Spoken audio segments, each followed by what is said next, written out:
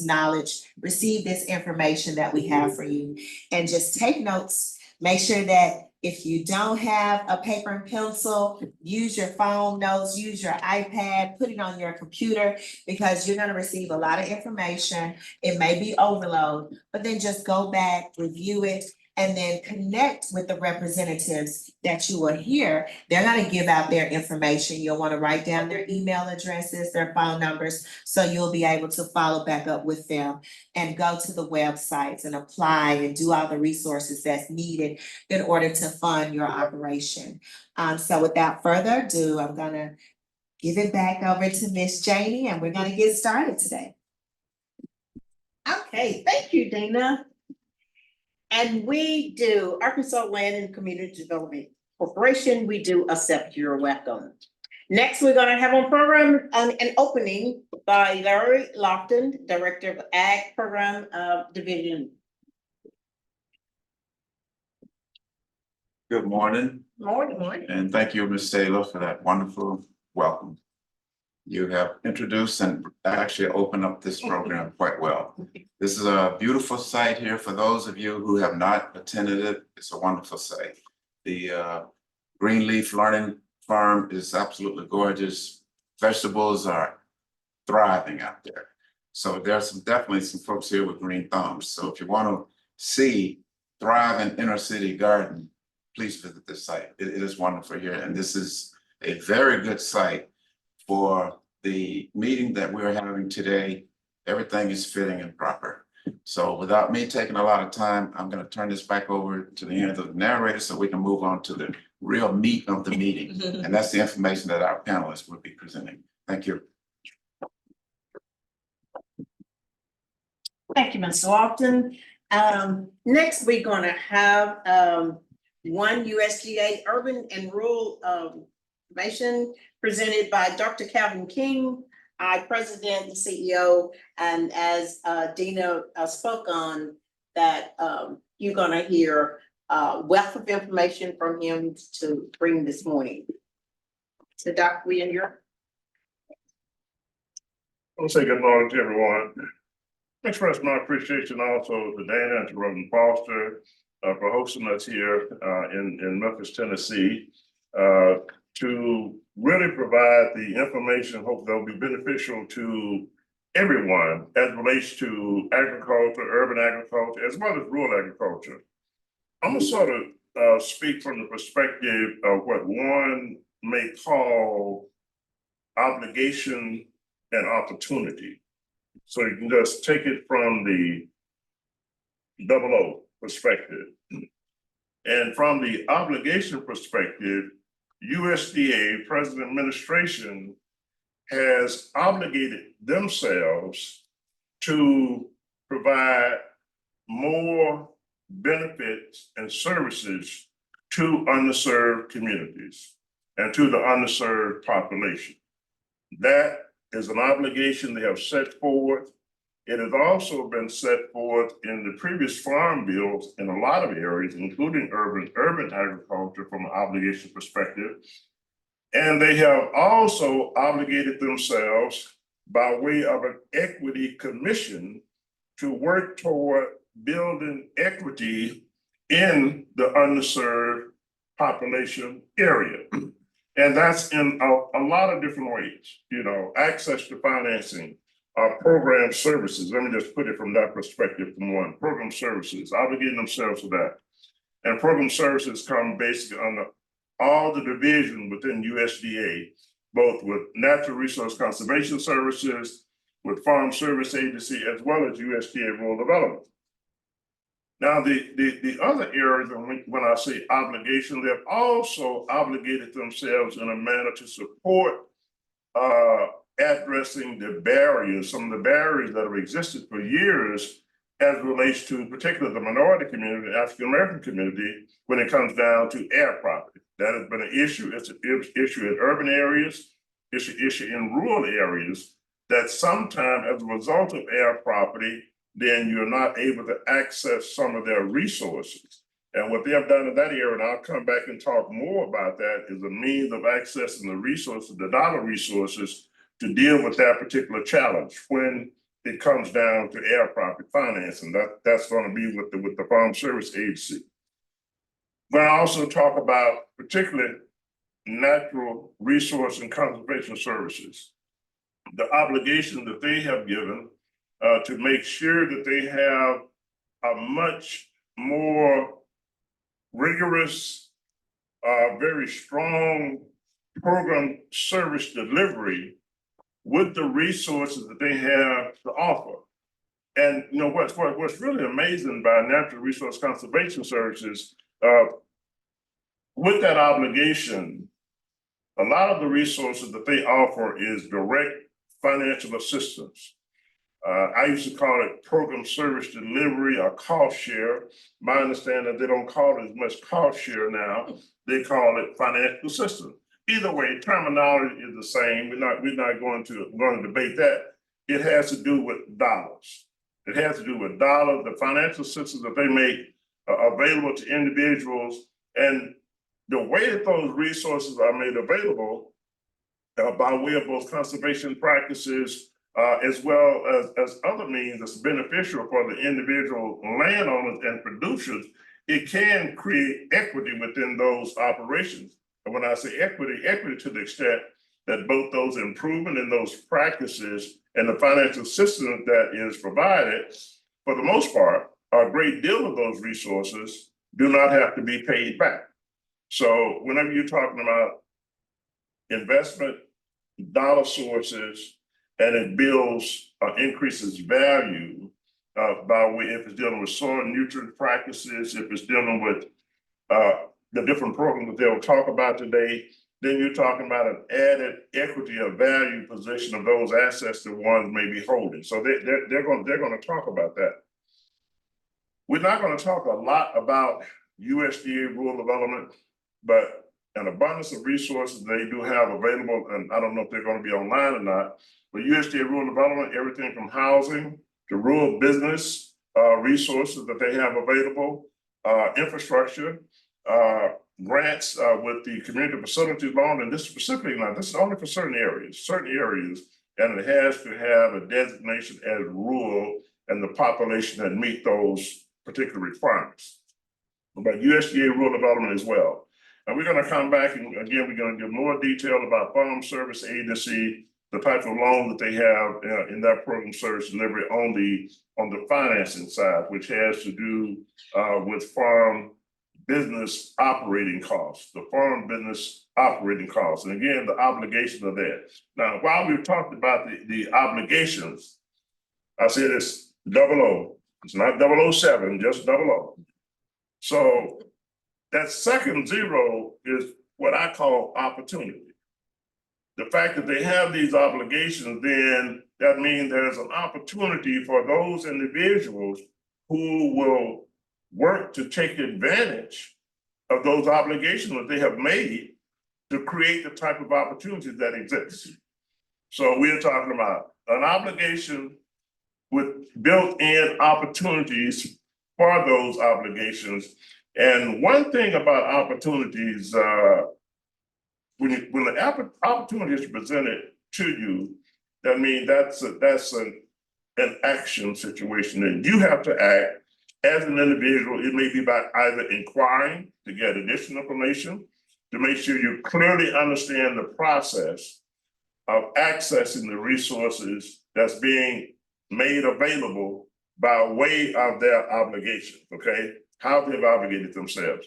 So you may inquire about them, specifically ask for the assistance that you may need that would allow you to take advantage of those resources. So just to make it very short and say, if nothing else, say one thing I do know about this particular meeting and about what was talked about today, that they talked about obligations, that there is a serious obligation on the part of USDA, and this is one of how they have obligated themselves by way of their programs and how they're administering those programs.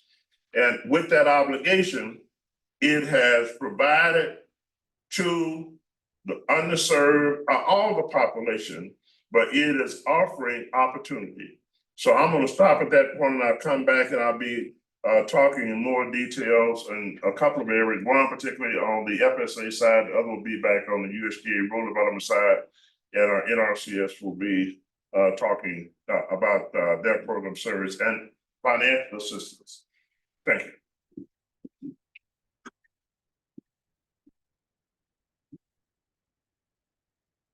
Thank you, Dr. King. Next, we're gonna have on program, NRCS, the doc just spoke about, Natural Resource Conservation Services, it's NRCS. We have, with us today, Mr. Fred, Walker, and his assistant, he will introduce her. Thank you. Good morning, still Morning. mornings, about 11:25. I'm Fred Walker. I'm the district conservationist here in Memphis, Tennessee, Shelby County area. We've been with this agency for about 30 years now, and I've enjoyed it. I've attended Tennessee State University where I gained my degree, and I've been working since I graduated college. First thing I'd like to say is Dr. King kind of introduced us with obligating ourselves. We have done that. We've got millions of dollars throughout the nation. This through our funding, Inflation Reduction Act, as well as we're doing something new called Act Now, to where we can fund applications on the spot. You come in, you apply, and we assess and rank your application, and if funding is available at that time, we can act now and fund an application. In the past, we had to wait sometimes a year before funding became available. So through that obligation, through Congress and through the Secretary of Agriculture and through our NRCS chief, Mr. Terry Cosby, we have developed this act now. And with the funding through the Inflation Reduction Act, we have an abundance of funding. Matter of fact, we had to leave from contracting to come to attend this meeting. We have to, our time is valuable, but we don't mind coming out to make outreach presentations to try to get people such as producers and farmers and ranchers into our offices to utilize this funding. Right now we're at about $11 million here in West Tennessee on the EQIP funding. And we're getting ready to start funding CSP, Conservation Stewardship Program. That money is available. We need to get people in. We don't like to send money back to Commodity Credit Corporation. We want to use it, put it into the pockets and hands of our consumers and our farmers. We've got a presentation about our program, about a little bit about the history of NRCS and what we do. And at this time, I'd like to introduce Ms. Adriana Martin. She's a soil conservationist in Covington, Tennessee. She's working with me for a short duration, doing an excellent job helping me write these contracts and get things moving. And I'm going to turn it over to her, and I can come back and talk for.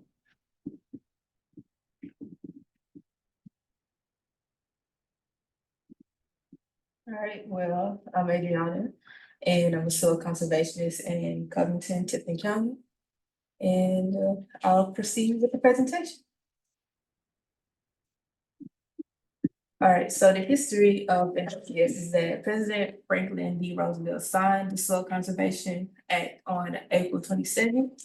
And he was inspired by the grandfather of soil conservation, which is Hugh Hammond Bennett, which was the first NRCS chief and known as the father of conservation. Soil Conservation Service was reorganized to the Natural Resource Conservation Service in 1994 after realizing that soil was not the only resource concern. Other resource concerns included soil, water, animals, energy, and humans. And so we have 4 areas in Tennessee that NRCS helps: Area 1, Area 2, Area 3, and Area 4. But Fred and myself, we focused on Area 1. Our vision is a world of clean and abundant water, healthy soils, resilient landscapes, and thriving agricultural communities through voluntary conservation. Our mission is that we deliver conservation solutions to agricultural producers so that they can protect natural resources and free a growing world. And so that gorgeous man that you're looking at is Sheldon Hightower. He is the Tennessee State Conservation, he's the state conservationist of Tennessee. Yes. And so who we are, our motto is that we help people help the land. And so we do this by adhering to the sound science principles, providing personalized advice and financial assistance to land owners and producers via our cost share programs. And we develop locally led conservation solutions with our partners. As well as we support innovation in agriculture, conservation, and economic markets, as well as invest in people, including beginning, underserved, and veteran farmers. And so, when we say underserved, we mean historically underserved, because NRCS has had a past of not focusing on the people such as Black who were qualified for cost share programs. So what does NRCS do? So a part of what we do is provide a one-on-one technical assistance to our farmers and producers. And so that includes going out to the farms. It includes going out to the farms, or they have the option of coming into the office for a one-on-one. And we discuss resource concerns that we see or that the farmer sees that can be improved upon. So NRCS helps people make investments in their operations and local communities. And we generate, manage, and share the data, technology, and standards to help make informed decisions. So that means that we have our own personal software and policies that we apply when we're making informed decisions on how to make your farming operation better. And so right here, this is our rain simulator. And so we in our outreach at our outreach events, we'll bring our rain simulator and we'll discuss basically the benefits of cover crop or soil cover. And so one of the benefits of having soil cover when you're a farmer is that you experience less soil runoff or soil erosion. And so we will turn the rain simulator on, and you will see, and you'll have the opportunity to see like water that's more clear as a result of having cover, and water that's more cloudy or dirty because of the lack of attachment to the ground as a result of not having cover.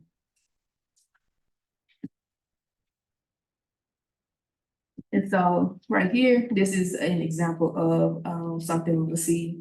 This is erosion. And so we will come out to the farm, we will look at this, and we will suggest something like a wash cob. A wash cob is something that's, as you can see, it's in the middle of the field. So the wash cob will go in the middle of the field. And we would survey it, and wherever is the point of wherever the inlet, the start of the erosion is where we would place a pipe, and that pipe would capture the water and slow it down so that it can smoothly transition from one side of the field to the other side. So that orange pipe right there, that's where the rainwater will come into, and we bury the pipe up under like that mound of dirt right there. You probably can't tell, but that's a mound of dirt. And behind them, you will see an outlet pipe, and that's where the water would smoothly and slowly disperse. And here is a grass waterway lined with rock. The purpose of a grass waterway is to slow down water from one field to another. It looks like they have, to me, it looks like soybean on both sides of the field. And soybean doesn't provide a whole bunch of cover. And so as a result, when it rains, the water is like just shooting through it. And it's kind of like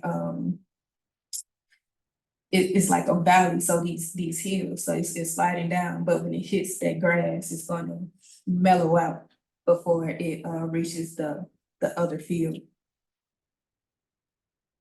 And this is for anyone who has livestock. As you can see, well, if you have good sight, you can kind of see it's an animal pen, and they're next to like a water source. And that's not something that you would want because it's bad for the water.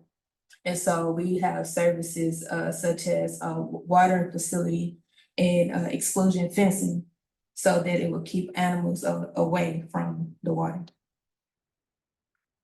So if you have great eyesight, you will be able to see the watering facility in the back of the field, and you'll be able to see the gate that excludes. So you're good. And so right here, this is what a watering facility looks like. You will pave the ground with concrete and rock, and the animals will be able to safely come and drink water and without the worry of water contamination. So right here is a grade stabilization structure. A GSF structure or a grade stabilization structure is the same thing as a wash hub. However, they can be bigger and they're located on different parts of the field. A grade stabilization structure is located on the very edge of a field, whereas a wash hub is in the middle of the field. And right here, you can see it looks prettier. This is what it looks like in use. And so the rocks slows down like the speed and intensity of the water, again, helping us to not have such cloudy and dirty water. This is a picture of a grade stabilization structure before the pipe is placed in. And here we are with the pipe placed into it. I'm not sure if you all can see, but again, that's like, it's a mound, it's like, it's a hill of dirt. And the hill of dirt, it works in conjunction with the pipe because the water slaps into that hill of dirt. And the way that we grade it off, or the way that we channel it, all of the water comes and it goes into this pipe that has drilled holes into it. And it seeps into those holes and exits out the outlet pipe. And we also do spring bank and shoreline protection. As you can see right here, it's eating away at the shoreline. And so what we would do is we would come it back a little bit and place some rock around the edge of it to prevent the eating of the soil. See, right here looks so much more pretty. And so what the rock does, as I said before, it just prevents the water from being able to come into contact with the dirt and erode it some more. It slows the dirt down significantly. See right here, we see that the rocks are working because you see like that light brown you see in the swirls is forcing the water and the dirt to like slow down and to settle where it is. And that's what you want. You want the dirt to settle so that it's nice and pretty, like that's a pretty blue, versus when you see dirty brown water.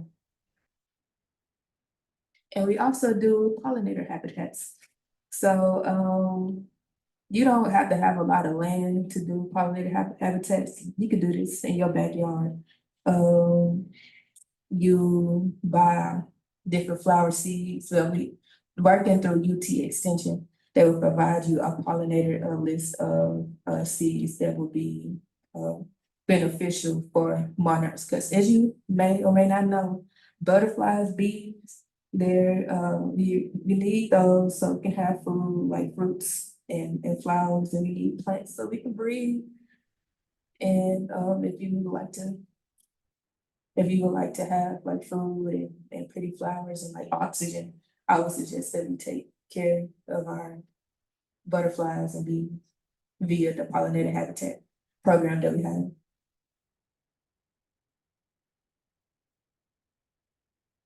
And when I have mentioned like you being able to do this in your backyard, that's it's a part of urban agriculture. Urban agriculture is basically it's not your conventional farming. And one of the practices or some of the practices that we offer is new.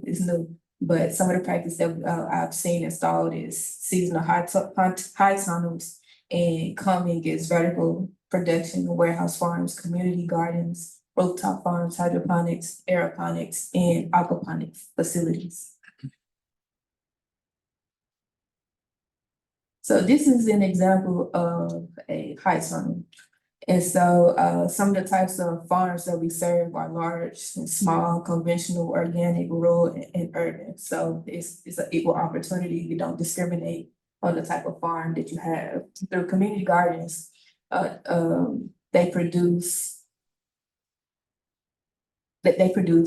different variety cash crops or flowers, anything that they make. We are here to support and help them.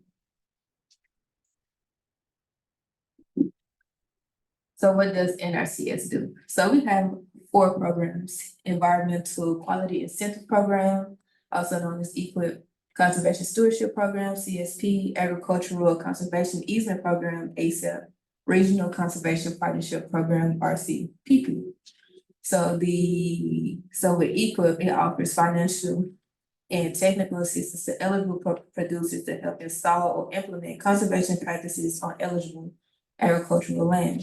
Conservation Stewardship Program helps agricultural producers maintain and improve their existing conservation systems and adopt additional conservation activities to address priority resource concerns. Agricultural Conservation Easement Program, also known as ASAP, is a program that provides financial and technical assistance to help conserve agricultural lands, wetlands, and their related benefits. ASAP. Agricultural land easements and wetland reserve easements. So basically what this is,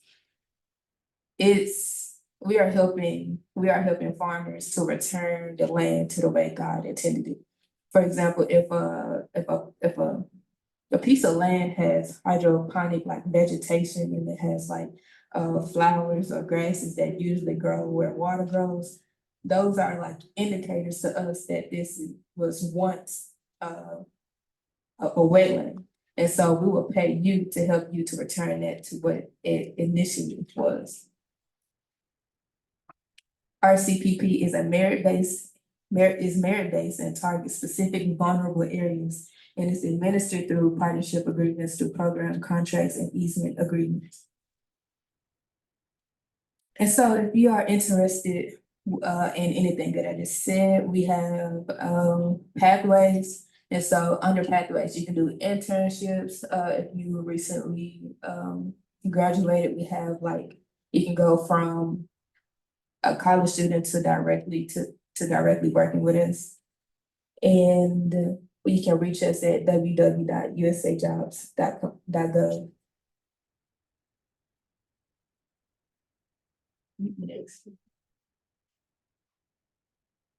And you can contact me at adriana.martin2@usda.gov. Thank you for your time. Wow. Wow. Talk about a wow factor. Yeah. Yes. They did a good job, Adriana.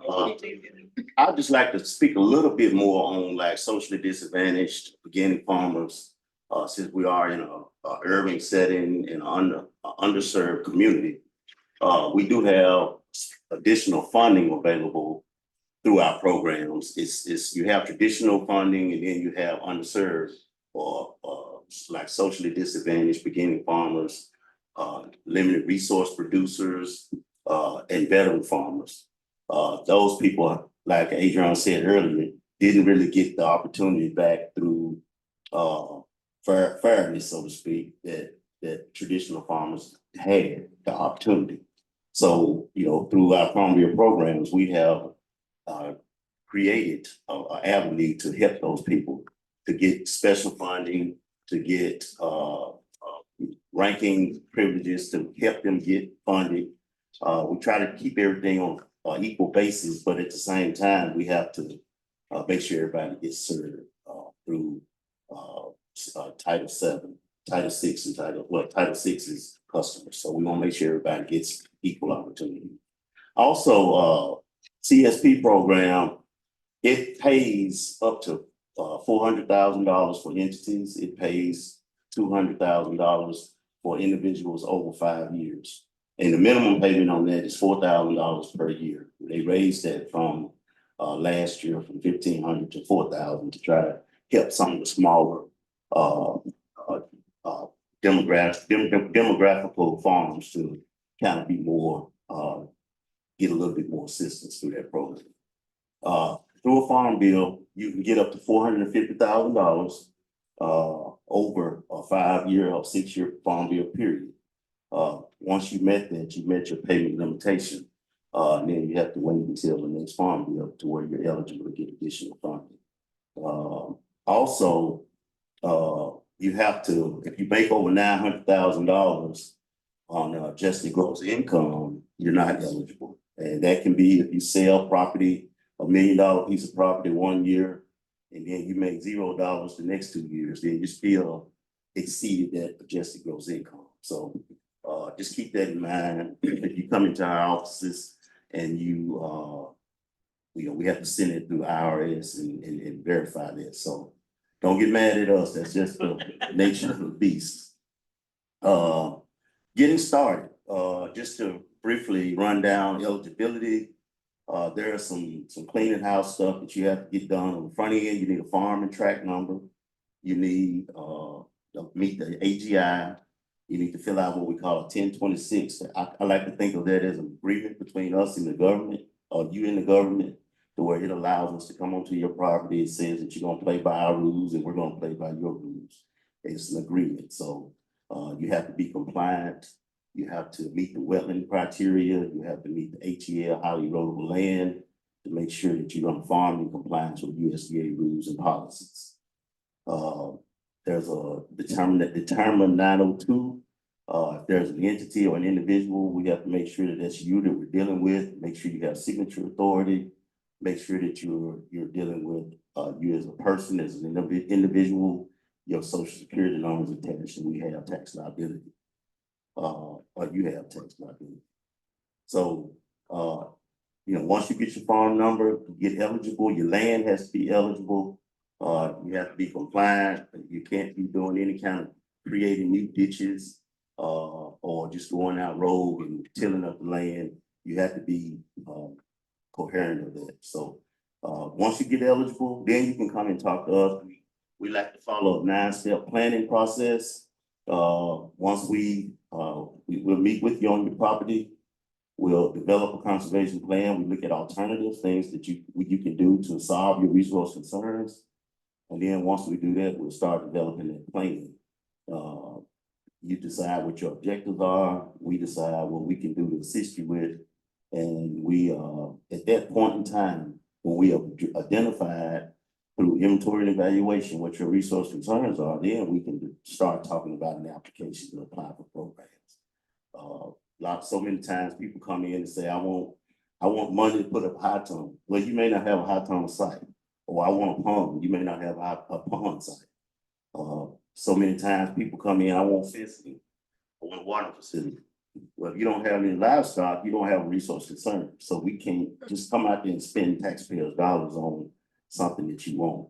We have to do it on something that you need. So with that being said, I just glad to be here. And I hope we left you with a little bit of information that you can take.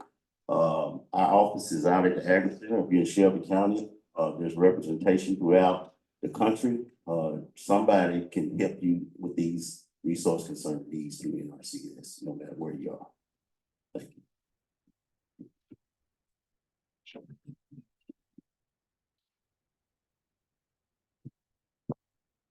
We want to thank Natural Resource Conservation Services for that really wealth of information. And again, I will commend you what you're doing. And you keep up the good work. You got a good leader there beside you, just trying to teach you. Next, we're gonna have a program, which Farm Service Agency, they were not able to be here today. However, Dr. King is gonna step in those shoes.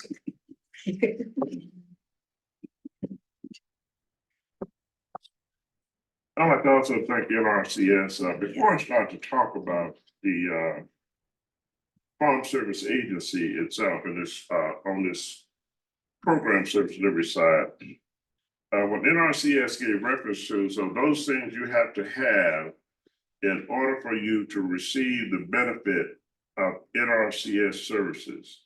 They gave reference to your farm number. One, you have to have a farm number. Now, I know urban agriculture has, there are just enormous opportunities, particularly in Tennessee and the Memphis area, on urban agriculture and urban farms. Now they may be classified as gardens, that they have their gardens in the area. And Dr. Foster and myself were just talking about that, and hopefully we can work through this process. And the conversion of urban gardens to urban farms, to access all the program benefits that NRCS has available, be it the EQIP program, if it's the CSP program, conservation stewardship practices, whichever. You must have a farm number. First step on the conversion will be to get a farm number for now what is your urban gardens. That has to come from Farm Service Agency. Farm Service Agency will, so your first stop, the first stop on urban agriculture and everything that they're talking about here. That minimum payment of $4,000, but maximum $400,000 from the duration of the farm bill to the time for another farm bill. Those program benefits for your operation, you must have a farm number. And that's the opportunity side. Now, he's told you all the opportunities and what you can get, but you must have the farm number. Now, he talked about the act as it relates to the conservation program and access, in which in a short turnaround, a time period, they can provide these services for you. That may not be available on an ongoing basis, but it's available now. So in order for you to receive the benefit of the service in a very, very timely fashion, because these agencies, they get overwhelmed as far as the demand and the request for services. Not just urban farms, but larger farms, corporate farms, they have to serve everybody, it's like they said. So that conversion from the urban garden to urban farm, or you can call it garden farm, you need to get your farm number through Farm Service Agency to receive the benefit of NRCS program services. Now, the other thing, and again, that's on the program side, not on the finance side, that's on the program side with Farm Service Agency. Now, the other thing that FSA offers on the program side is what they call NAP, which is crop insurance. And that's for any farmer. Large farms, small farms, if you're vegetable producers, these are alternative crops, or if you have an orchard or something of that nature, then NAP. NAP insurance, the insurance itself on your crops, it actually mitigates your risk, or reduces the risk factors that's involved in your farm business operation. If you're raising vegetables, then any kind of farming operation, risk is involved. And of course, insurance and crop is one of the big things now, and how it's changing in a lot of ways, even for the larger farm.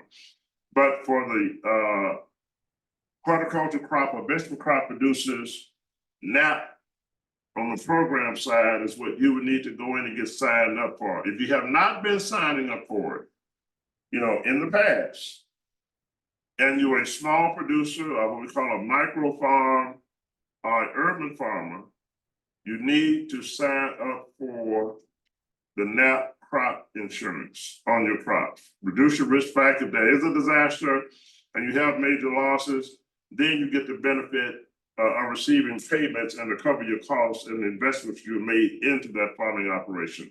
Again, that's the program side with FSA.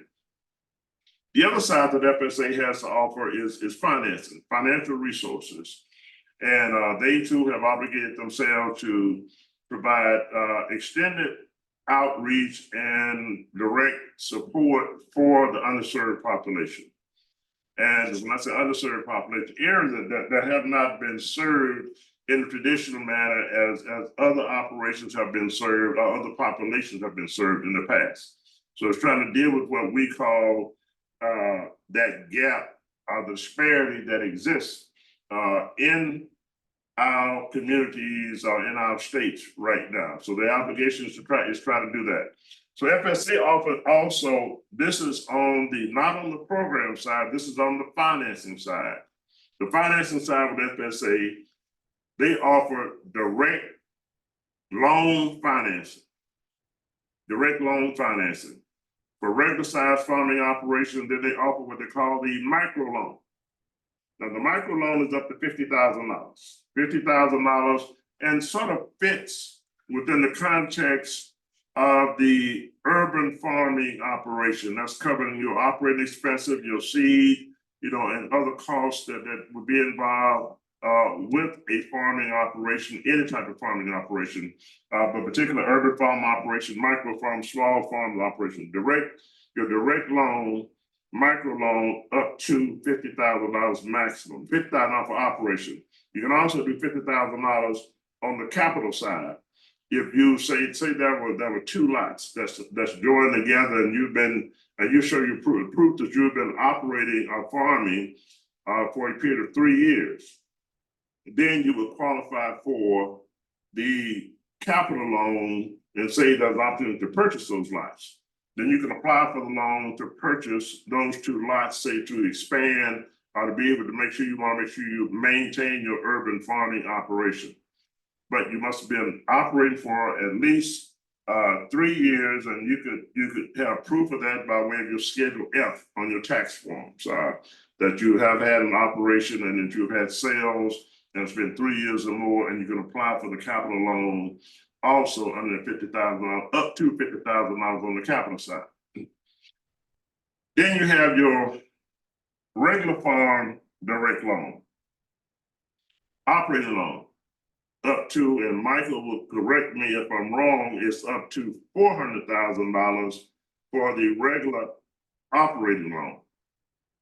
So if you are a farmer that has more acreage than what may be in comparison to what an urban farming operation might be, it may be 100 acres, 200 acres, whichever, then you should apply for the direct loan at up to $400,000 to cover your operating expenses. If you're in a livestock operation, you can purchase livestock. We have a 7-year repayment period on that for the livestock purchases. But for the regular operating costs for seed, fuel, herbicide, pesticides, and other practices that may be involved that deal with enhancing the overall crop production itself, then those costs will be a part of that overall budget. Repair, equipment repair, maybe another. Now you can also purchase equipment. You can purchase equipment. The same thing on the micro loan, on your operating loan. You can purchase equipment and say you have to get a tractor, and if it's a tractor that's within the cost barrier of that $400,000, then you could purchase equipment or attachments or a tractor as a part of that operating loan up to $400,000. Now, again, like the cattle or livestock, your breeding stock, The purchase of the equipment is up to 7 years repayment period on equipment.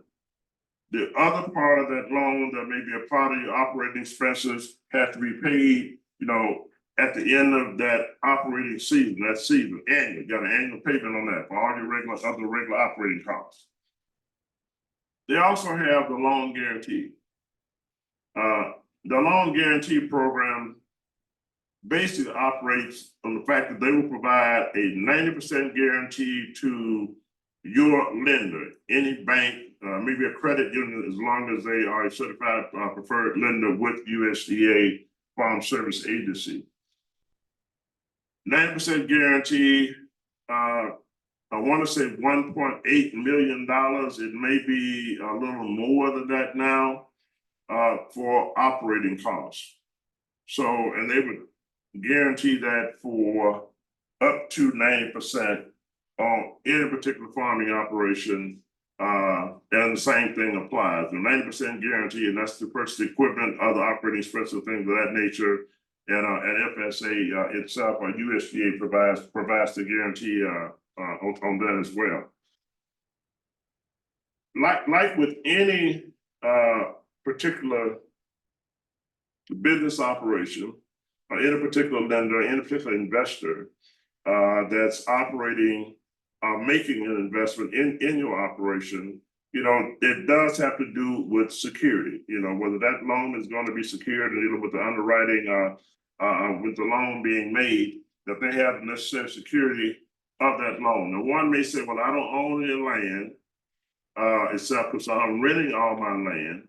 The security that's a part of the projected business plan itself that you develop has to show security and cash flow based on the crop enterprise that you're going to be producing. So if you're borrowing $200,000 and $200,000 that must say $300,000, and $100,000 that is operating expenses, and the other $200,000 is going to be in equipment, then of course the equipment itself will serve as security over the 7-year period of time for the equipment purchase. But and on the $100,000, so in developing your farm business plan, you have to show that those crop enterprises that you're going to be engaged in producing will produce the required revenue to pay off that $100,000 at the end of the season or end of the year. And again, it's a straightforward business plan. Same thing would apply with urban producers. Urban producers, if you're getting a direct loan from them and developing those farm business plans, then those crops, if you're at the farmer's market, if you're directly selling to consumer or consumer market, direct to consumer marketing sales, or other markets, or maybe selling to the schools, then based on what your market prices your prices have been both in the past, and then your projection for that particular revenue that you are going to be borrowing, then you have to show that you will generate enough revenue to actually repay that loan at the end of the season. So if there are any questions on that as relates to the security, the operating, or any of the requirements, then feel free to ask by calling your farm service center, farm service agency, and they will give you the answers. Any other answers that you? No, I'm saying I'm joking. But feel free to answer. I think I can possibly answer, and if I can't answer, then we will take the question and I will call the farm service center and get your answer. And get your answer for you, and I'll get back with you. I guarantee you that. The other thing that the FSA offers, and they don't offer this directly themselves, like say you have the direct loan and you have the guarantee loan. They also offer financing to deal with what has been a barrier and still is a barrier in a lot of the underserved communities. If it's an urban community, us in rural areas, and that's air property. They offer financing for air property by third party. And when I say by way of third party, they have made available dollars for relending that those third-party individuals will loan money to individuals who have air property situation. And basically means this, if you have some land or you have property and there are 4 people involved and one individual, that just say, I want my interest out. I want my interest out. So we just want to sell it so you can give me my money. Then they will make a loan to those individuals on that air property situation to buy the interest of the other individual out. Of course, again, that's something that has to be repaid over a period of time, but that's something that has never happened before until the last farm bill, and hopefully there'll be a continuation of that with the new farm bill that they're dealing with now. Again, that's financing for air property. FSA can give you the list of those individuals. You may be able to Google it even. That's making those loans available are the individuals who are serving as a third party and making those loans for air property issue. And that's with FSA, with Farm Service Agency. Now, that for the most part covers from the urban agriculture perspective, as well as from the micro urban farm standpoint, the resources that I know that they've obligated themselves to make as an agency, as a USDA agency, and particularly to deal with the disparity that exists with the underserved population in service delivery in the past. So I'm gonna ask one question, if I may, at this point, which is back to NRCS, and I know we talked about the EQIP program, which specifically falls, big. Dr. Foster and I was talking about it. Memphis area and most of the large, like Little Rock in Arkansas, but the same thing applies. There's an enormous opportunity for all of the designated urban agriculture, urban farm cities. Now, does Tennessee have a urban farm subcommittee with NRCS? Everything is still being centered directly up under the regular state technical committee? Or have y'all separated that? Yeah, Let me read that, I'll take care of it. yes, we do have a sub committee for urban ag. Mr. AJ Hawkins, he's a assistant state conservationist for field operations in the Cookville area. He heads that committee up, and we meet. I'm actually on the committee. Mr. Pastor Foster is on the committee, and several other people, throughout the city, throughout the state, rather, are on that committee. And we meet like the day before the state technical committee, and then the things that we discuss, AJ Arthur Hawkins takes it back and presents it to the state technical committee. The idea that the subcommittee has for urban ag. So that's a okay. So that's a set aside, not set aside. So the budget is some of the obligation that's made to urban farms and how they'll be working with those urban communities. That's going to be a sort of a separate designated dollar amount that you all will be doing that with. No, we have pools of funding is where our funding is distributed. We get a big pot of money, like for our funds and for traditional EQIP funds. Sure.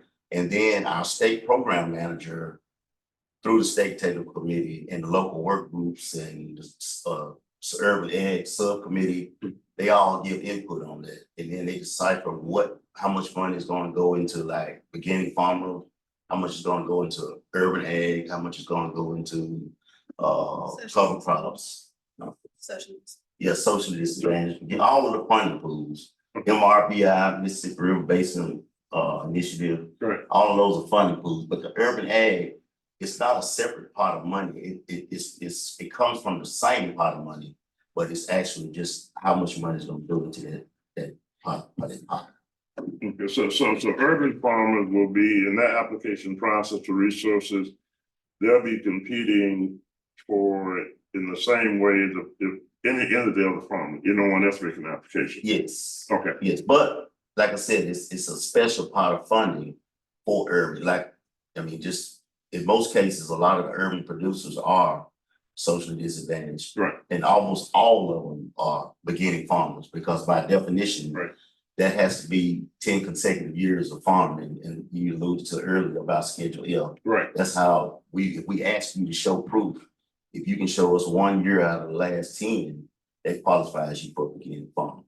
Right. So those urban ag producers, they do have means of getting special funding, but it's through the same pot of funding, if that makes sense.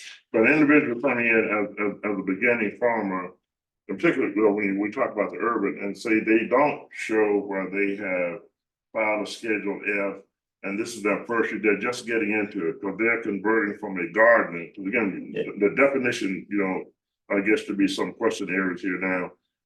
So that we're converting them from gardeners to urban farm, and you got a farm number.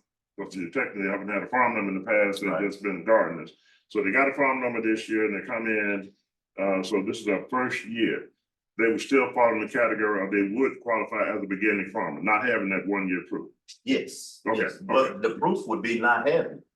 Okay, so the zero Zero is the okay, proof. okay. Or 1 year that you didn't farm it. So Sorry. if you farm for 9 consecutive years and say that 10th year you didn't farm, you're eligible for beginning farm. You still have 1 year. Yes, Okay, sir. okay, that was the other thing. And if we're gonna talk about urban ag, there's a big elephant in the room about the urban office coming to Memphis. Memphis was one of the 17 cities that they were gonna bring urban ag. Right. And it's been a lot of talk about it. The talk is ongoing. It's been determined they're actually looking to have a FSA county committee for urban ag by the end of next year. Now, I don't know how NRCS is gonna play a part. They're looking at building a facility to house it. Mr. Cosby has stated that it's gonna be in the area of the demographic area where the urban agriculture is, which is in the city of Memphis. Right, and that was the reason I asked you. I know you have the committees. I think the same thing is happening in some of the other states, Arkansas too, where they would have like an urban farm ag center. Particularly with NRCS and possibly NRCS FSA. I'm not sure about the RD side of that. Right. So Tennessee will be doing the same thing, and that being Memphis. And so though the type of program services and sign up and things of that nature, then you'll be able to do it through the office operation under that urban ag center. Will the urban ag center itself, as it is being proposed now, will it be still directly under USDA, or would that be something that be an arm link of the cities? How they would operate? It's gonna be on the USDA from what I understand. Directly on the USDA. Yes, like I said, they're gonna have their own county executive director. They're gonna have their own, I'm not sure the structure, CED, and they're gonna have a NRCS staff there. I'm not sure if it's gonna be a district conservationist like me, or you'll have a higher official like an area conservationist, or it probably won't be, if you're looking at it from our standpoint, GS13. That's getting up into leadership, right? When you get to a 13 level. So I'm not sure if it's gonna be just a field level, like a district conservation like myself, or if it's gonna have some people that can make higher up decisions for the facility. It's still gonna be under the state conservationist umbrella, right? From my understanding, or the Office of Urban Ag out of DC. I'm sure there'll be a close conversation with them as well.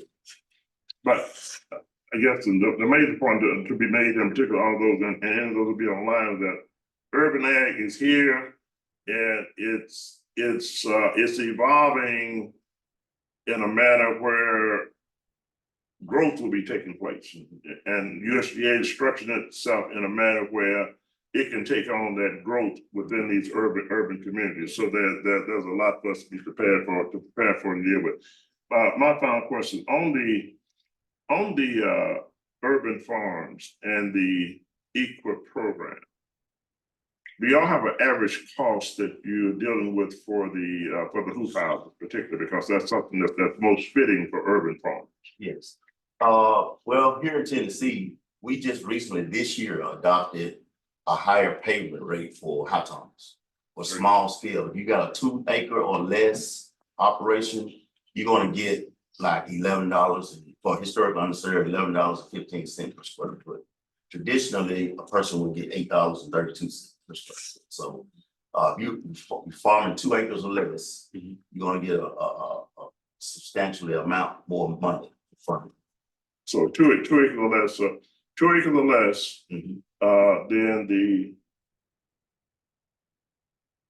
the financial assistance the NRCS will provide is $11 plus per square foot. Right, for hot tub. For high tone, for the high tone, and that's it. So on an average, I'm not saying just on the average size of those that are going in now, what does that normal total cost normally represent? Well, I can give you a real number for 2,880 square foot hot tub. At $11.15, it's about $32,000 is what they pay for, and that's a 30 by 96 hot tub. Okay, 30 by 96. 30 by 96. About $30,000. Okay. And you all can do up to 90% of that financial assistance. It's not, that's what the payment rate is. And you're gonna get that amount. It's not a percentage. We don't pay on percentage. Okay, you just say financial assistance, so you may end up getting it all paid for. Well, NRCS is now, let me put this out there. We don't pay 100%. It's not You see, I gave you benefit for the 90%. I said that too. I was get it all paid for everything. Okay. But yeah, but we in occasion, you know, people do get it paid for 100%. But that's not the intention. That's not the norm. That's not the intention. That's not the intention. Okay, all right. I get it. Okay. Yeah, and it goes in like, let me throw this out there. You know, you do the work yourself, you install it yourself. Right. You know, you can save your money there. You Right. know, if you get a lesser economical high tunnel, you know, you can get a jockeys and gutters and, you know, big fancy doors on them. Right. But what we're looking at is the square foot and the functionality of that high tunnel. Which is $11 per square foot. Right. Exactly. Now at this point. Now you can have a Pinto hot tunnel, or you can have a Cadillac. That's right. That's right. Our Rolls Royce. Yeah. Okay. For $32,000, you get close to that. Yeah. That's all. Okay, I appreciate that. I appreciate it. So now, one other thing, in that $4,000 minimum payment. Now, the $4,000 minimum payment you gave reference to, that was under the CSP program.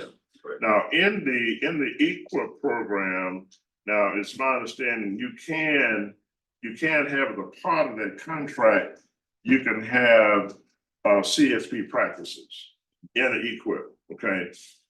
Yes, Right. not enhancements, but you can have practices. Yeah, practices that may be rotation within the hoop house or, you know, things like that. Yeah, cover crops you do with your hoop house. You do raised beds, okay, so raised beds. So you do raised bed, cover crop, and all of that, all those are type of practices that will be considered as a part of that CSP payment. Well, yeah, let me explain it to you. Yeah, I want to make sure we're clear on that one. CSP, it pays you for doing a good job. That's the first and foremost what CSP does. If you're doing a good job, we do an assessment, we're gonna get you an assessment score, and we're gonna get a ranking score. So within that assessment, it's asking you what your existing practices are. So you're gonna get benefits in your ranking score and your assessment because you're doing a good job of say you already got some practices out there. You got some raised beds, you got some roof runoff. We can enter all of that in there, and that improves your chances of getting funded. And it raises your scores because the more resource concerns that you're meeting at the time of application, the higher your payment. That's how you get at that 4,000 or only be up and beyond that 4,000. But now that, when you consider those practices, that's after you have implemented the EQIP contract. Okay, What do you because if you have CSP in the EQIP contract and say it's a, because you just getting your hoop house now. So once you get your hoop house up, then the part of that plan is to have raised beds and do mulching and, you know, things of that nature in some of your practice, and then the rotation and the cover crops in the hoop house. So all that's put into that particular contract. Now, with all that, and these are practices that's under CSP, that's in that EQIP, and that compliance period, roughly 5 years? 5 years. Okay, 5 years. So, and of course, you can't have dual practices with two separate contracts. So you're gonna have that one contract equipped over that 5 year compliance period.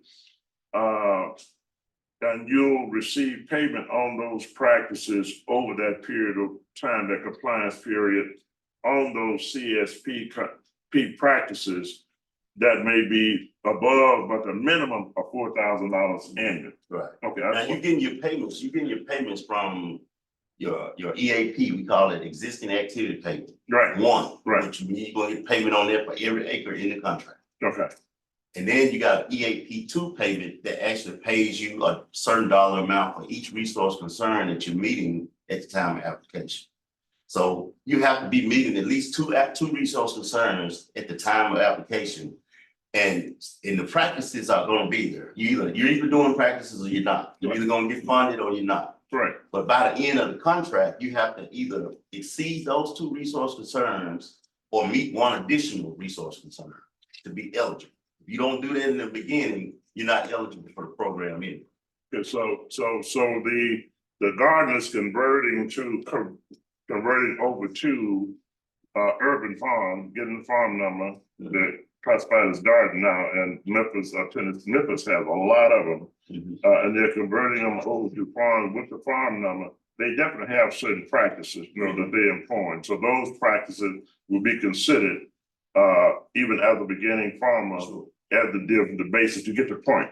Yes. To get the points in. Okay, I just want to make sure we have clarity on that. Right. Because the general reality of just CSP and the $4,000, that there is an understanding that there are certain requirements, what I say, action, the opportunity and the obligation. So you're obligated, and they have the opportunity, but there are certain action points that need to be out there, and what the producer realize that has to be taking place. One thing I'd like to add, you don't have to have EQIP to have CSP or vice versa. They're standalone programs. That's true. And we're gonna come out, say if you come in and you apply for CSP, we're gonna take a look at what your landscape is, what kind of conservation you're doing right now. And that's gonna determine whether you're eligible. It's gonna give you, for those resource concerns that you're meeting, you're gonna get a payment for that if you're funded. Now, EQIP, if you work with us in a planning process through the years, and you've been in EQIP and you got your hot tub and you got your raised beds and you got your pollinator, we're gonna put all of that into your CSP application. And that's gonna improve your chances tremendously of getting funded, because you've done all this work in NRCS and all this structured conservation that you put on the ground. And now CSP, we're gonna reward you. This is what the reward is about. Right. I like to say, y'all may have heard me say this before, CSP rewards the best, it encourages the rest. Right. Okay. So if you over there looking at your neighbor over here doing a good job of conservation, and then you start getting this, say, $20,000 per year CSP payment, that neighbor's gonna say, man, I need to do some of those and adopt some of those conservation practices so I can get some of this. No, I accept for a reason. And Dr. Foster and myself, we were having some conversation before he had to leave on this whole conversion process to farms with the guards now. So those individuals, if they are doing that, getting that assessment even on their gardens need to be done right now. Yes, it's ongoing. You apply. To get it in, well, even if you come out, you do an assessment on this urban garden, They have raised beds already. They're doing cover, crop during the winter month before they start the gardening operation back up. So that needs to be done by NRCS. Your intention is one, you gotta get your farm number, and then you're coming back in for that.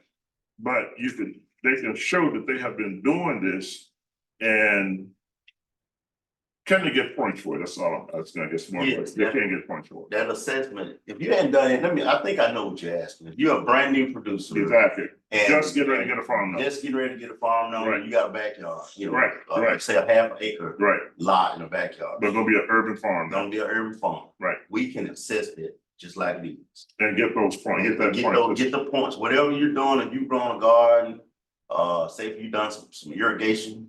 Right. We can say, a sprinkler, Right, which they do, right? Yeah, that's irrigating. Right, We exactly. can put that in there and it gets you those certain points.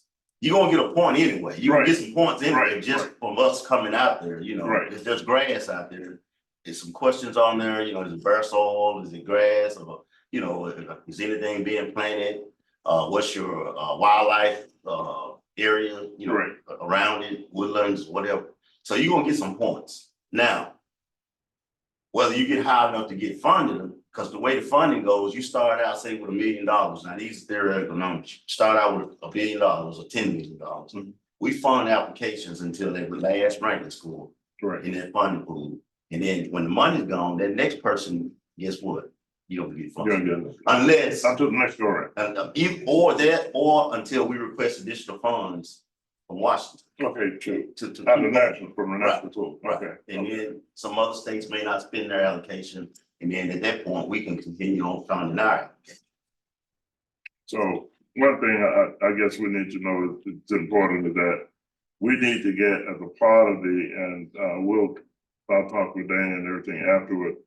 We need to get as many of the gardeners in and make sure we get the visitations done and get the write-ups on these practices, what they're doing, and move through the process of the farm numbers, and then doing the full application for the equip and other things they want to do Right. on these new beginning farmers, urban farmers. Right. And CSP is not only for ag land, like vegetables and soybeans, corn. We have one, a portion of this for non-industrial private forestry. So we can, that goes for forest land as well. Can public land receive the benefit of any of these program services? No, sir. This is for private lands only. Okay, what about on the RCPP? That goes through our state office, yes. That there is a potential, like, for instance, we have an entity here in Memphis that just was granted like $16 million RCPP grant. Right. And yeah, I'll put it like this, the land is owned by Shelby County, but they're a nonprofit entity. Okay, It's leasing. So, yeah, to answer that question, I guess in that case, it could be. yeah. Well, I actually read that. Yeah, it's through the state office. That's out of my Yeah, purview, yeah, but I yeah. had actually read that. I just wanted to get it verified. I just want to get it verified. While we've been. I guess I read your mind. I guess you did, because I want to get this answer while we've been recording, see how we can work with the cities of, then all this partnership means a lot, because we gotta show them what the city benefits as well as how, in particular, the urban fund. But that's really all I have question wise, and Okay. I appreciate it. Yes, sir. Now I can get my handkerchief and wipe my brow. Yeah.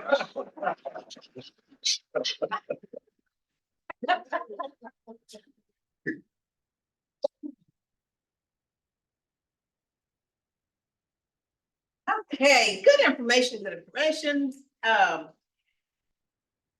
Is there any questions online there, Mike? Okay. If you're not, Then, yeah, okay. okay, Ms. Lofton. Can we get a little bit more explanation on the CSP program? That there's some young people online and Yeah. they keep hearing CSP, The but they're not Special Spirit understanding what the Program. program is.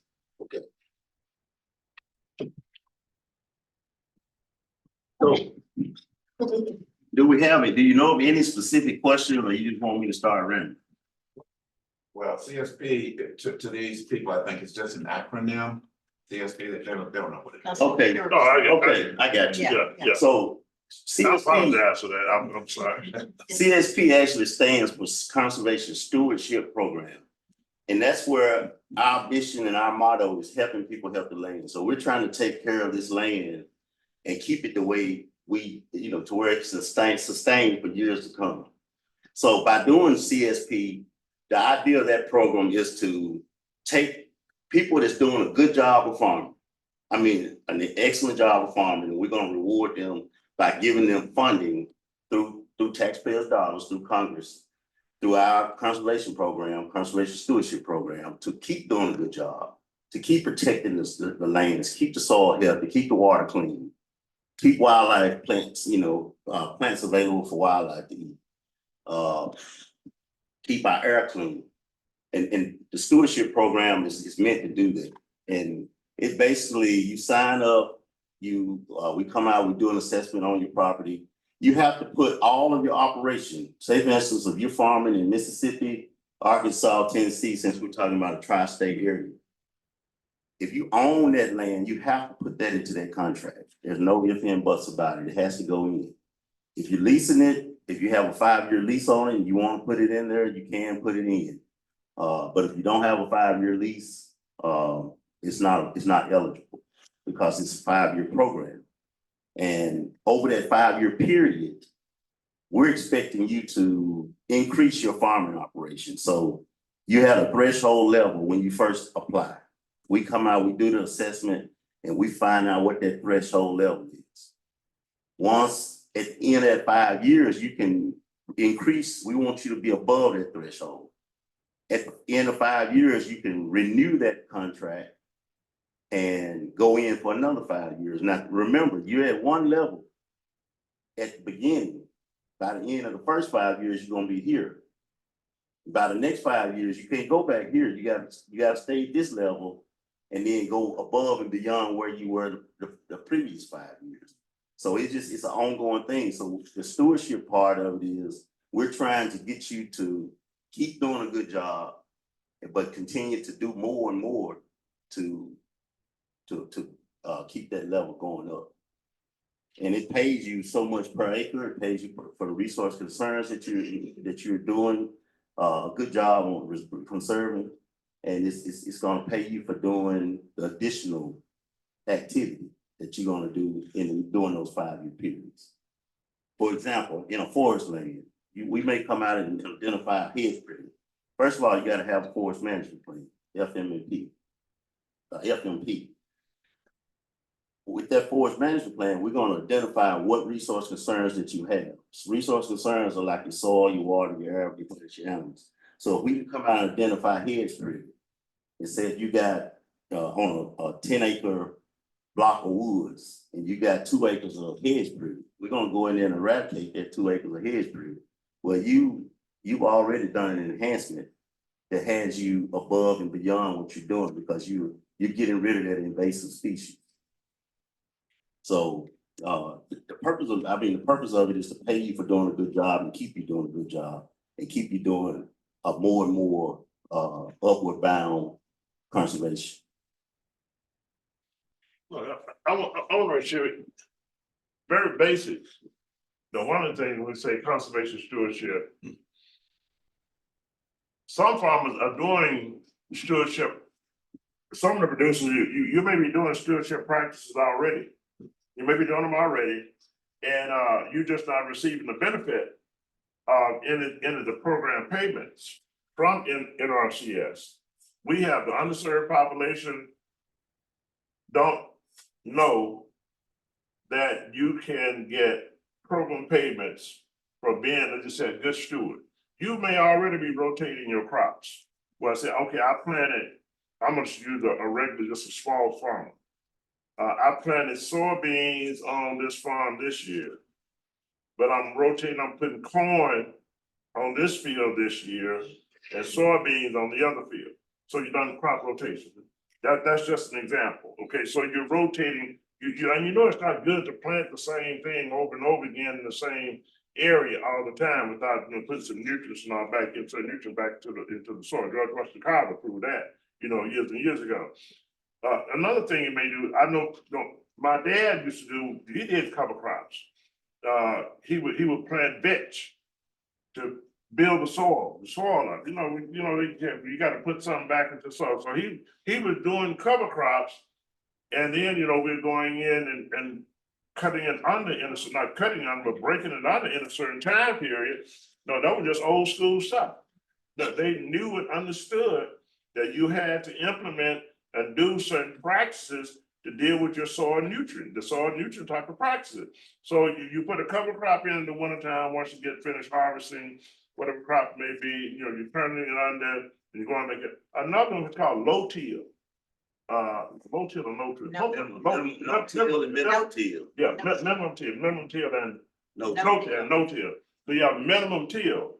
So you're not dealing with, so much activity on your land in dealing with seed bed preparation for planting versus the intense, a lot of intense stuff you go in, you can do a whole lot of, so you make it look like baking powder almost, or if you want your field to look like that.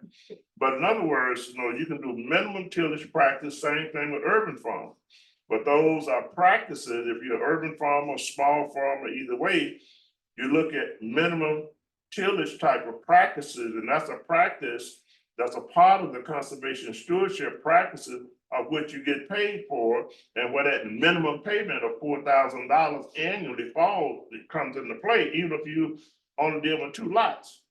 So, you talk about if you're dealing with 2 lots and you're raising vegetables, and raised beds for another, he gave an example of, mulching could be another one. But if you're dealing with these are stewardship type practices as far as an answer is concerned, with you being a good steward for your land. And that's why all this payment, how they make those obligations. I said they have obligations. That's how these dollars have been obligated, and why they will make these payments to these producers. And myself, I think it's going to be very extremely important that our urban producers understand that and that point system. And, we'll have some other we're having the same conversations in Arkansas. I'll be having some more next week, that they have to understand that. But I do know one thing for sure. I do know that Knowledge Quest and getting the producers back in and going back through this more of the follow-up train. I am right, Dana, on this, right?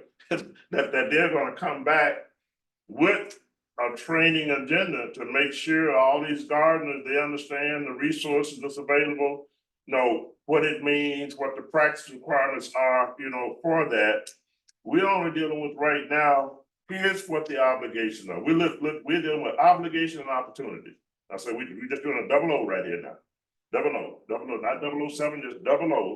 But it is 008, because he said act, and he did say have an act program. So when we call it 008, you got to do a 00 in action. You got to act on it. You definitely got to act on it. But that's really it. And again, Dr. Foster say, it's a lot of work got to be done.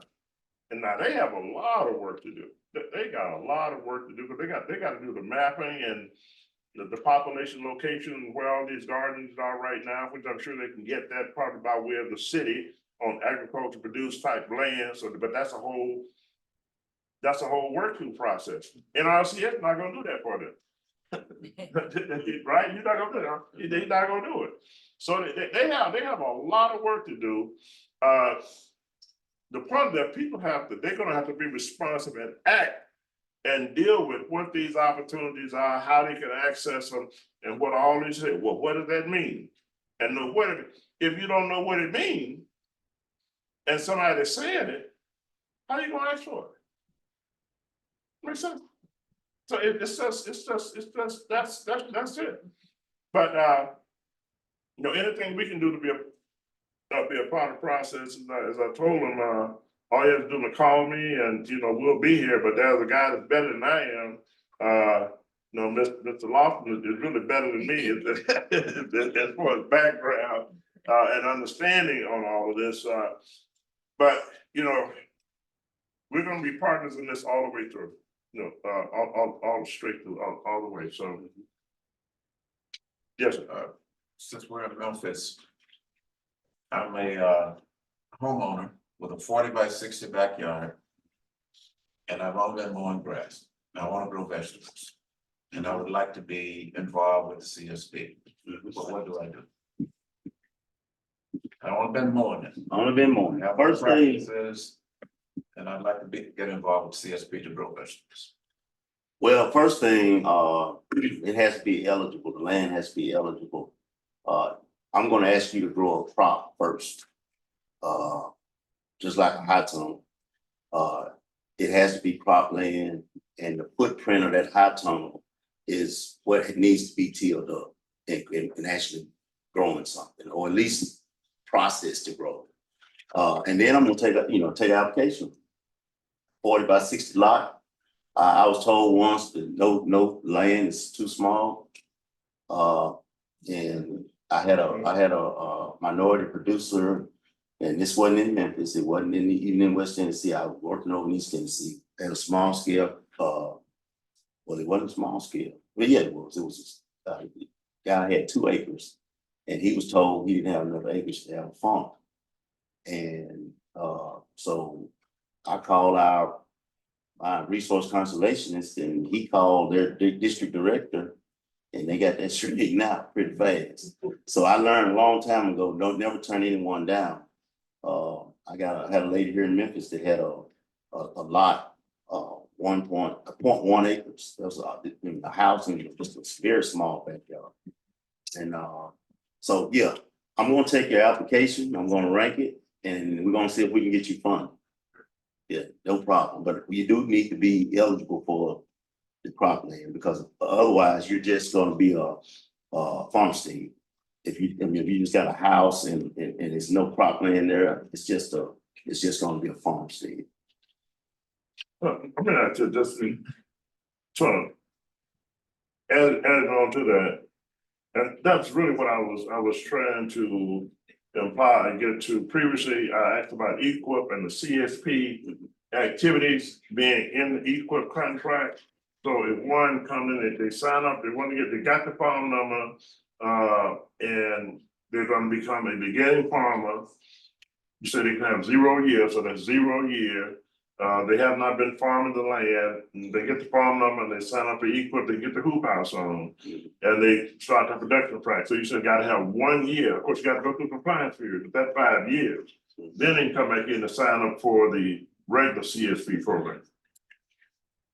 Yes, you can sign up right off the bat. You don't have to have 1 year, but you just need to have a garden. You've been talking about gardens. Yeah, right, well, yeah, You gotta have a garden spot. I tell a lot of people, just plant some greens. yeah.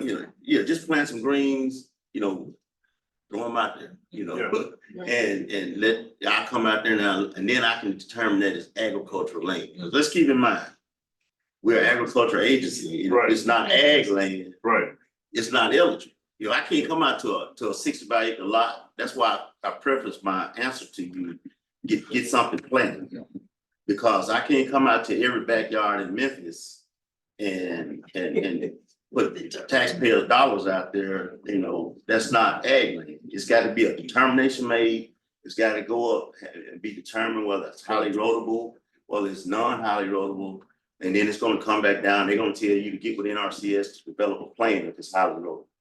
so really, in this area, they would have some immediate conversion gardens going into urban farms. And then they may have certain individuals land that may be going into an incubator program. In other words, they got to do a practice for at least 1 year producing something, and then they can come in and sign up. Right, well, I'm not even gonna go as far as 1 year. I'm I would say, season. Well, no, You you said throw them out there. just Just some activity. activity, Just some activity. cropland activity or some type of ag land. Okay. I got Yeah, it. that goes back to livestock. If you don't have a fence, the infrastructure there to hold a cow or sheep or You goat can't say- in, you ain't got a you can't pasture. You can't say you've been raising cows. Right. Unless the home on the range. Right, there you go. And we ain't in Texas. Okay. Okay, we have a group that's listening in back here, and there's several questions. There's 8 for Calvin, and there's 3 for you. Okay. So we'll start with Calvin first. What if the farm had a prior, farm number? Can they continue using it or do they have to get a new one? No, if you already have a farm number, you do not have to go and get a new farm number. You just have to go to NRCS. And they will deal with that determination. You have the farm number and proof of ownership or control of that land.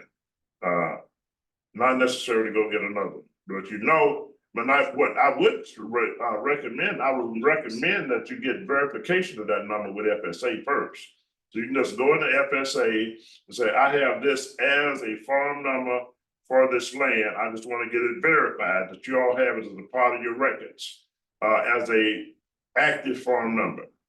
So I would do a verification with FSA that it's an active farm number, and then proceed accordingly from there. Let me add on it. It can be a split farm number. Say if it's an old farm and it's sold off, half of it to subdivisions or somebody else bought it, then you may have to get a new farm number. Reconstitution. Constitute. To the Yeah, other reconstitute. There's a Mr. Joe Howard, he's online, I guess he's gonna present. Yes, he's doing rural development.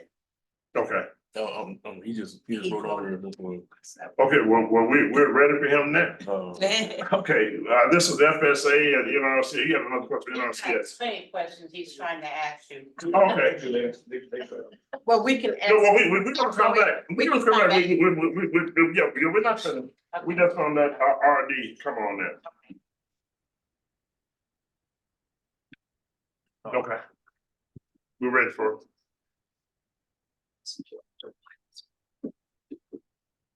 Hey, good afternoon, Dr. King. Appreciate the opportunity to be here. I was just making sure y'all knew I was here.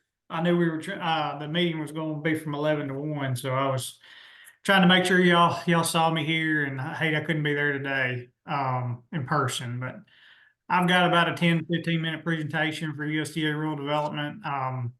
Dr. King mentioned about talking about housing. This is just the presentation that I have prepared is mainly for farmers, ag producers, and rural small businesses. So that's what I'll share today. And if y'all would let me know when y'all can see my screen. Let's see.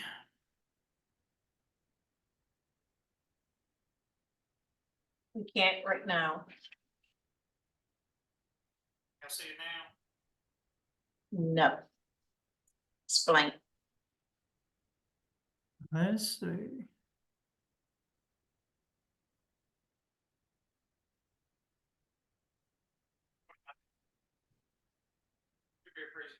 Okay, Joel. Okay, y'all can see it? Yes. Okay, good deal. All right, again, Joel Howard, I'm the Rural Business Programs Director for the state of Tennessee. We work primarily in rural areas, as Dr. King mentioned earlier in his opening remarks. But we serve rural small businesses, ag producers, and some nonprofits all across the state. We have 8 area offices across Tennessee, and I work primarily out of the Nashville, Tennessee state office, but we have representation all across the state from Greenville to Jackson. In West Tennessee, we have 2 offices, one in Jackson, one in Union City.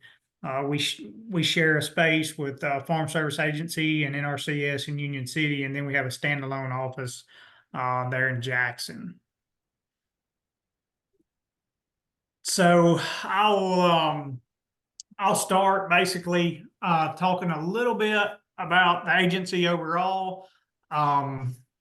We've got 3 mission areas at Rural Development. NRCS and FSA are considered our sister agencies.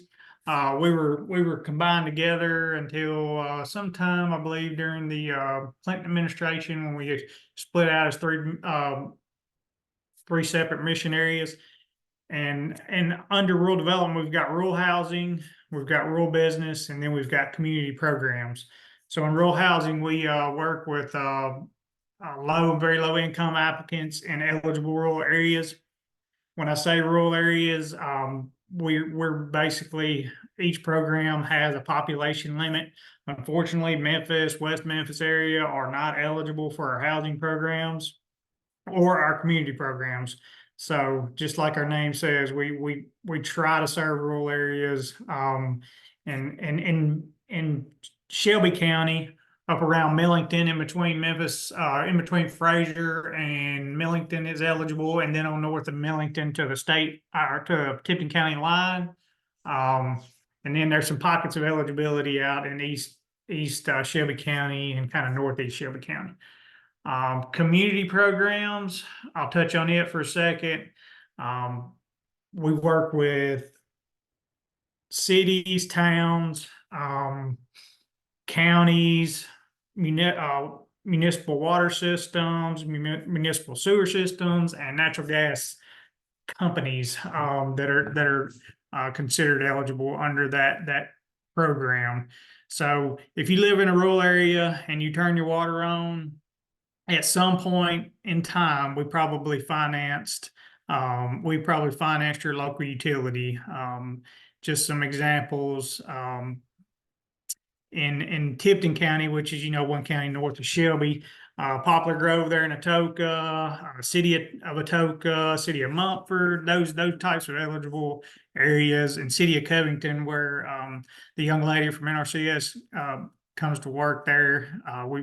We've served that water and sewer system multiple times over. So that's a little bit about community programs, jails, school systems, et cetera, where we make low interest loans to those types of eligible entities for essential community services. So enough about that. We'll talk now about what we could possibly do with the organizations, with farmers and small businesses. I'm going to focus in on two programs. Number one should be there on the screen now, is the Value Added Producer Grant. And then I'll talk a little bit about our REAP program, which is our energy program that's got a tranche of funding that we're currently dealing with on a daily basis now through the Inflation Reduction Act. So these two programs are unique with us in that they could potentially, and each case is different, but they could potentially be used in urban areas. So not your normal rural small communities. These two programs can potentially, and like I said, we'd have to look at each case by case basis to see if they could potentially be eligible. The first one, we all use acronyms in USDA, and I know the CSP and EQIP, et cetera. We use the same acronyms in rural development. We've got the VAPG and the REAP program, REAP. So I'll go to the next slide here. The purpose of this program is to provide economic planning activities or eligible working capital expenses for ag producers, for value-added agricultural products that they can be used for create marketing plans, or actually be used for working capital. We can't, one ineligible purpose of this program is equipment. We can't purchase equipment, but I like to talk in terms of strawberries to jam. If you grow your own beef cattle and process those, you actually have to change the physical state of the product that you're growing to be eligible for this program. A little bit about what it's not. It's not a job training program. It's not intended to teach people how to farm. It's typically not a technical assistance program. No R&D. It's not a loan program. This is actually a grant program, and we don't like to see farmers come back and use it for a continuous stream of capital. There's two types of grants. There's a planning grant to do things like feasibility studies, marketing business plans related to the processing and marketing of your value-added product. And then there's working capital, which, you know, it's just what it says there, is to pay eligible project expenses related to the processing of a value-added product. Some that we've seen in the past, we've seen wineries use it, we've seen, you know, beef cattle operations grow their own beef cattle and then take that to the local farmers market and sell their beef products or sell, you know, quarter, halves, wholes, cuts of beef. So those are a couple of the programs or projects that we've seen across the state. There's several beef cattle guys they're actually, you know, delivering their product to you know, a pretty big radius of you know, clients. There's one that tried to get into the um, grocery store market and provide beef to grocery stores. So that's a project. And one of the coolest ones that I've seen, the guy that had one, he was in downtown Nashville, again in an urban area, and he grew mushrooms and provide those to local restaurants in the downtown area. So he was in a smaller space, but he had some greenhouses and you know, some open air uh, land, I guess, that he used to grow his mushrooms and sell those to package and sell those to the local restaurants in around Nashville, Davidson County area. So that's probably one of the coolest ones I've seen that's different than the normal, you know, winery or beef cattle operation. So the different applicant types, so we've got most everyone is going to be in that top independent producer, although the other three can be eligible. But if you're just you know, Joel Howard Farms Incorporated and basically it's you and your family, you're typically going to be that independent producer, that top group there. But we can look at each individual circumstance and see which one you would be best qualified to qualify under. Some bad news about, you know, the timing of this outreach event. The application deadline just passed around 9 days ago. The paper applications were due April 16th of 24. This is an annual program. FY24 available funding was $31 million, and that was just an estimate. We still don't have the final figure, but the in Tennessee, we received around 10 applications this year. The maximum award amounts, $75,000 for planning or $250,000 for working capital. That is typical amounts that we see. We've seen some $250,000 grants over the years. It is a 1-to-1 match, so that means Dr. King mentioned cost share or financial assistance, and what, you know, I still call it cost share. So 1-to-1 match, 50%. You put in $1, we put in $1 for matching your investment. So the grant period at the very bottom there, we typically allow a 36-month grant period per project. And if you don't use that up within the 36 months, then we return the remaining funds to the Treasury. So that's a quick synopsis of value added. I don't know, I can't see everyone in the room. So if y'all have any questions, I guess we can either take those now or hold them to the end. I just, however y'all want to do that for that program, because I'm going to switch over now to REAP. Are there any questions from the room?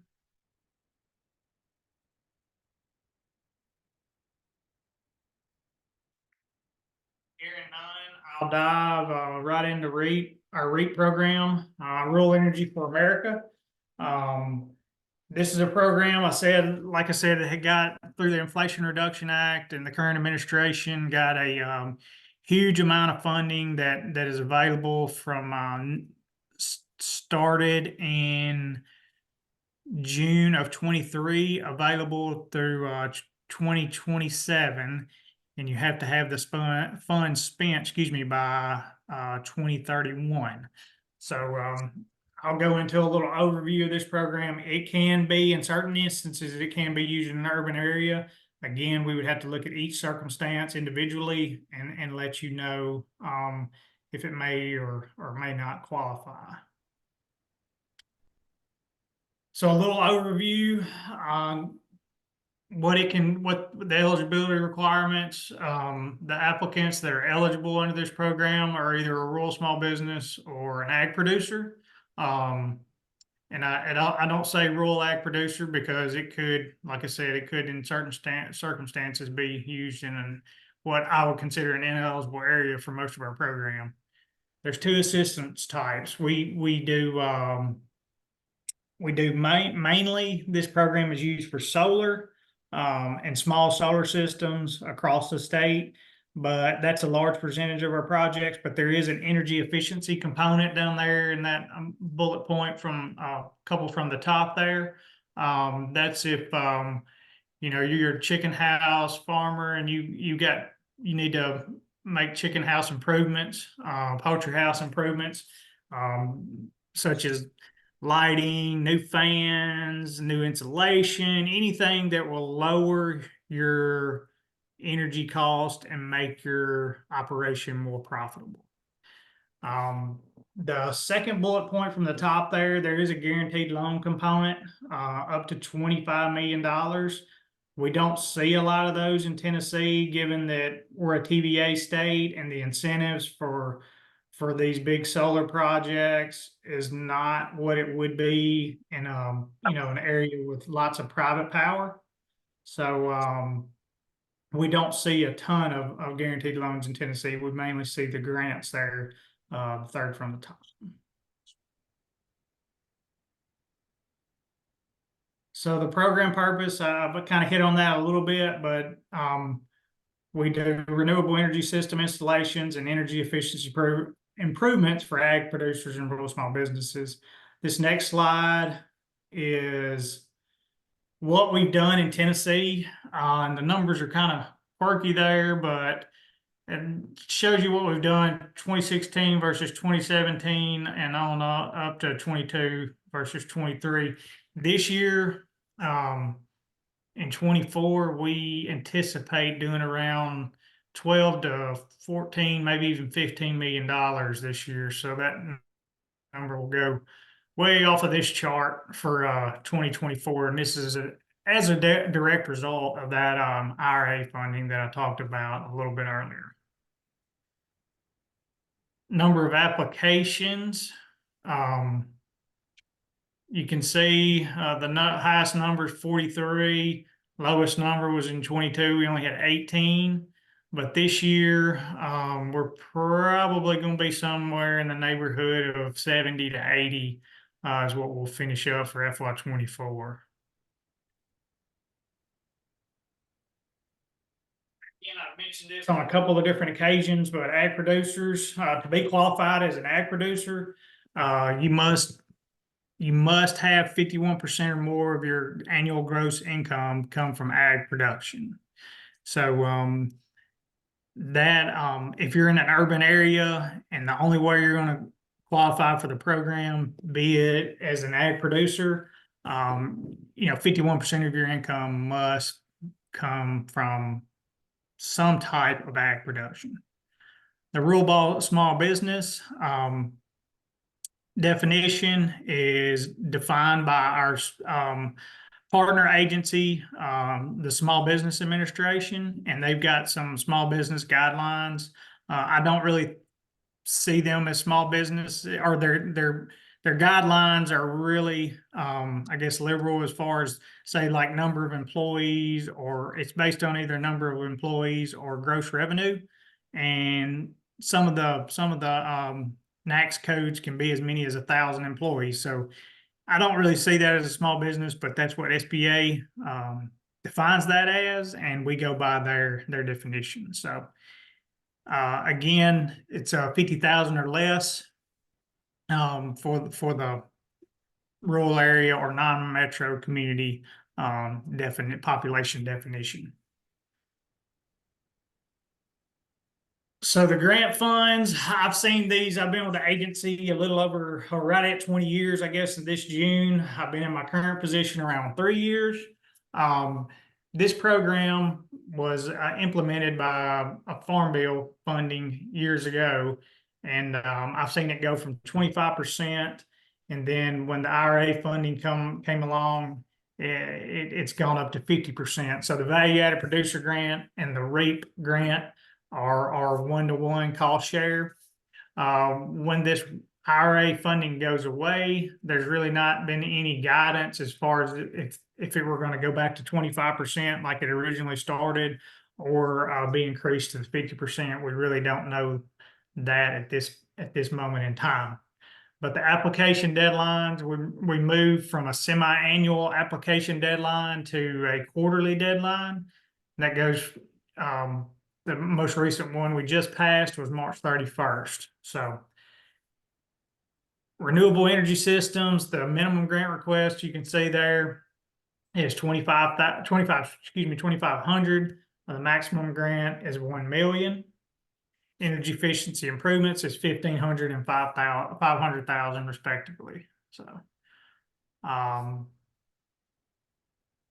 moving on to our next slide, and I think I've got around 10 more slides here. Our eligible technologies, you can see there on the energy efficiency side, lighting, heating, cooling, ventilation, fans, automated controls, and insulation. On the other side, the renewable energy side, you've got solar, wind, hydroelectric, anaerobic digesters, etc. The main one we see is that top line, the solar. So if you've got a small farm and you're wanting to provide, or offset your energy costs by installing a solar system, and helping reduce carbon emissions, etc., you can apply for a small solar array, and the agency provides the grant funding to get that accomplished for you.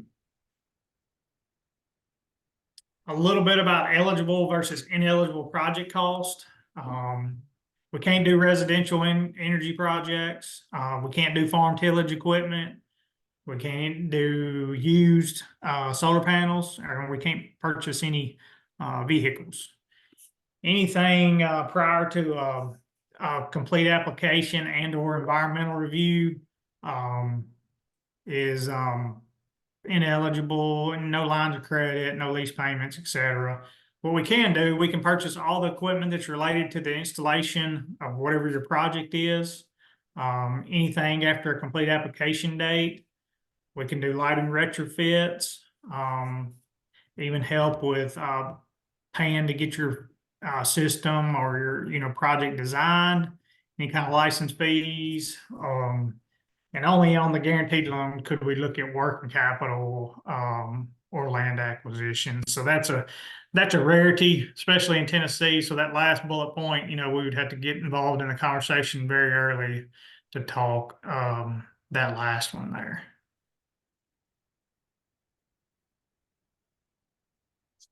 So this is an example of a renewable energy system.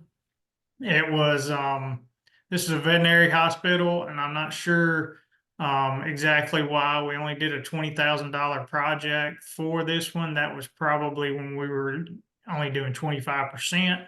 But this did, help that small business realize a 30% reduction in operating expenses. So that's a really good, and helps them with their bottom line and helps them be more profitable and therefore stay in business and potentially expand their business.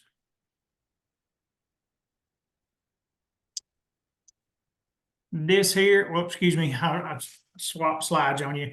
This project is not in Tennessee, but this is a Michigan winery, and you can see the picture over there to the left. Again, this is probably in a area where private power prevails, and they're not located within a TVA service area. But this is a 148 kW system, and it'll generate enough power to power around 15 houses.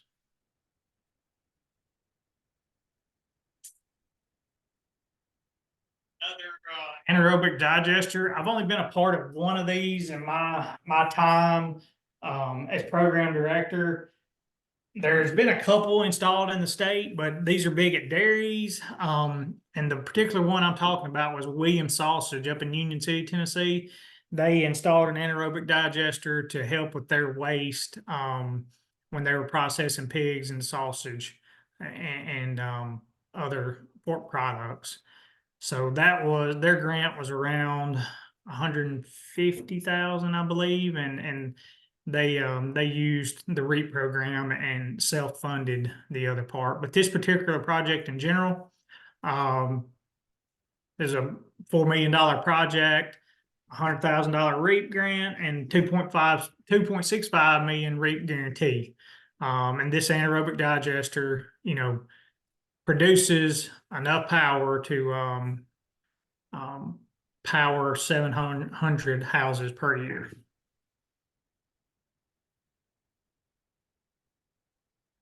One last example, Maple Ledge Farm. This is a maple syrup operation.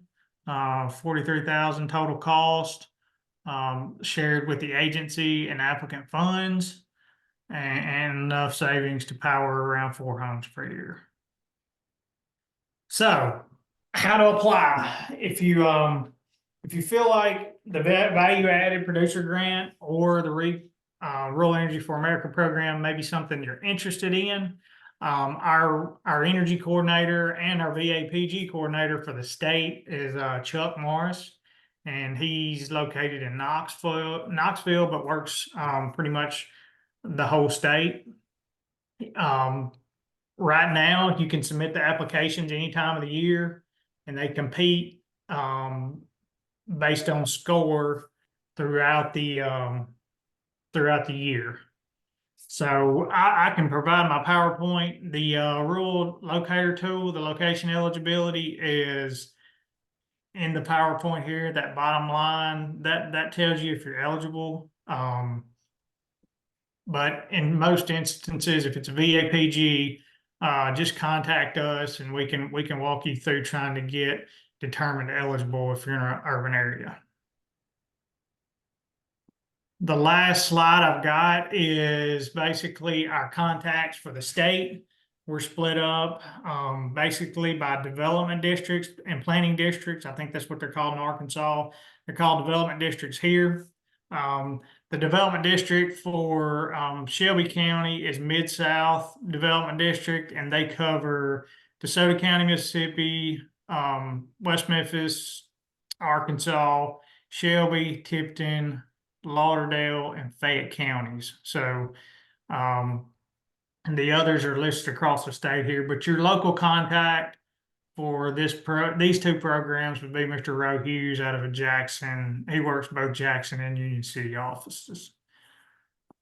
All right, I know I breezed through that, so I will take any questions at this point, and I'm gonna stop sharing my screen. Yes, sir. Someone wanted to know, does Forest City qualify for the rural housing for veterans? Rural housing for veterans. Do you, off the top of your head, can you guesstimate the population of Forest City? The population of Forest City is about 15,000. 15,000, yes, they should be eligible for pretty much every program that we have except for our water and waste disposal, because that population is 10,000.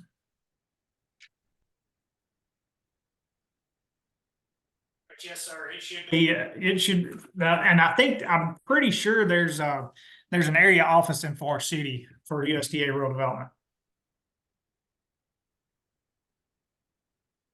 I have a question for you also. Let's shift to your housing. What's the maximum the cap on the dollar amount for the housing loan? So that depends based on where you are. Are you talking about maybe to purchase a house? Yes, I mean, yeah, to build a home. Build a home. Yeah, build Okay. a It varies depending on where you're at. It used to be when I worked housing, in Tipton County, I can speak for it personally. it was around 150, but I think that's gone through the roof with the cost of materials. And I would say roughly off the top of my head, around 300,000 in Tipton County for a house now. About 350, okay. Yes, sir. I think it's pretty consistent for Arkansas, but anyone Arkansas interested, too. right, anyone interested in housing, the housing program for USDA rural development,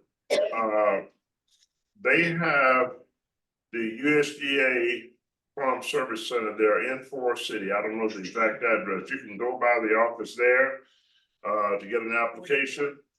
North Washington. It's 44. No, it's- North Washington. And the address is 4401 North Washington in Forest City, Arkansas. USDA Farm Service Center, USDA Service Center, and rural development is located in that office in Forest City. You can also go by our office in Forest City and we'll get an intake on you and have staff to work with you in developing an application for a direct loan. There's a pre-qualifying application that we do first before we go through the whole long drawn out process of developing a full application. Again, it's a pre-qualifying application process. Ms. Crocker, Esther Crocker is our housing director. You can, and again, and the address for the office in Forest City is 831 North Washington. is 831 North Washington Street in Forest City. You can go by our office, they'll do an intake on you, and we'll have our staff person to get back with you to schedule a time and an appointment to work with you to deal with the pre-qualifying process, and from that on into the developing the application and to deal with the requirements for USDA rural development. There's a list of questions that they have. This is all not for rural development. One of the questions was, how large must a land garden be to qualify as an urban farm? And NRCS, I was thinking to answer that question previously, basically that it could be how many feet to actually qualify as an urban farm. It is no limit. Yeah. No limit. Yeah, so it's actually it's no limit. NRCS said that there's no limit in order to qualify as an urban farm. It could be small. It could be half the size of this building here or less and qualify as an urban farm. It could be your backyard and qualify as an urban farm. So it's really not a limit or any specific concern what's the size to qualify as an urban farm. The other is that how does NAP crop insurance help urban farmers? This is what Farm Service Agency, let me get reference to that first. Farm Service Agency NAP, that's on the program side with NAP. It helped urban farmers because if you have crop insurance and you have a loss, you have a crop loss because of disaster, for whatever reason, but there's a disaster, and if there's a declaration of a disaster for the state, for the county, and for the area, that means that your crop or your losses would qualify for insurance payments. It's like if you lose your house and fire insurance, anything else, it will qualify for insurance payments. So that's the benefit of NAP. NAP is simply a crop insurance. It deals with the risk that's involved with the investment into your urban farm operation. So if you have an urban farm and you go into Farm Service Agency, you sign up for the NAP crop insurance. In case there is a disaster of a catastrophic loss of any type, it may be because of too much rain during the rainy season, and it affects the production of your crop. It could be preventive planting because it's just so dry. It gets so dry, and you're not able to get a second crop. So you do your spring crop, you're not able to get your summer crop in if you're doing dual planting or double cropping.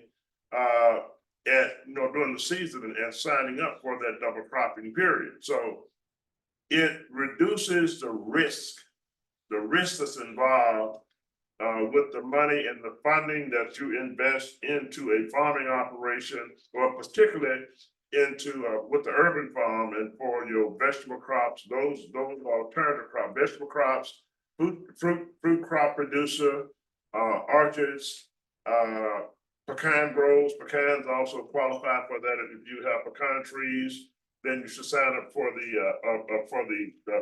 NAP. The other question that they sent was the Schedule AF, must the Schedule F. I guess they were asking a question about the Schedule F you had. Oh, okay, right. And they were trying to find out what happens if they did not, like most typical 1040 people just, they growing something, but they didn't put, look at all those schedules. Does that only activate if you do the Schedule F for 3 years? No, or something? no. That is not required. That is not a requirement. In order, particularly for NRCS programs, Schedule F does not come into play for NRCS programs at all. I just gave reference to Schedule F. If you have been filing a Schedule F, that's a proof basis that you have. If you're trying to get a capital loan, say a loan to buy some land. So if you've been in farming operation, you've been filing the Schedule F for a 3-year period of time, you can show proof. That's with USDA Farm Service Agency. So with USDA Farm Service Agency, if you have an acre, 2 or 3 acres you want to buy to expand your farming operation or urban farming operation and happen to be within the city limits, then if you have been filing a Schedule F and you filed that for 3 years, then you have proof to FSA that you've been farming for 3 years and you're a beginning farmer and you qualify to get a loan to purchase that acre or 2 acres of land. You will qualify for the capital loan. It is not required to get a loan, an operating loan. It's only to deal with the 3-year experience to get the capital loan for buying land. That's why that Schedule F requirement came in that I gave reference to previously. I don't know my voice. I can't read this.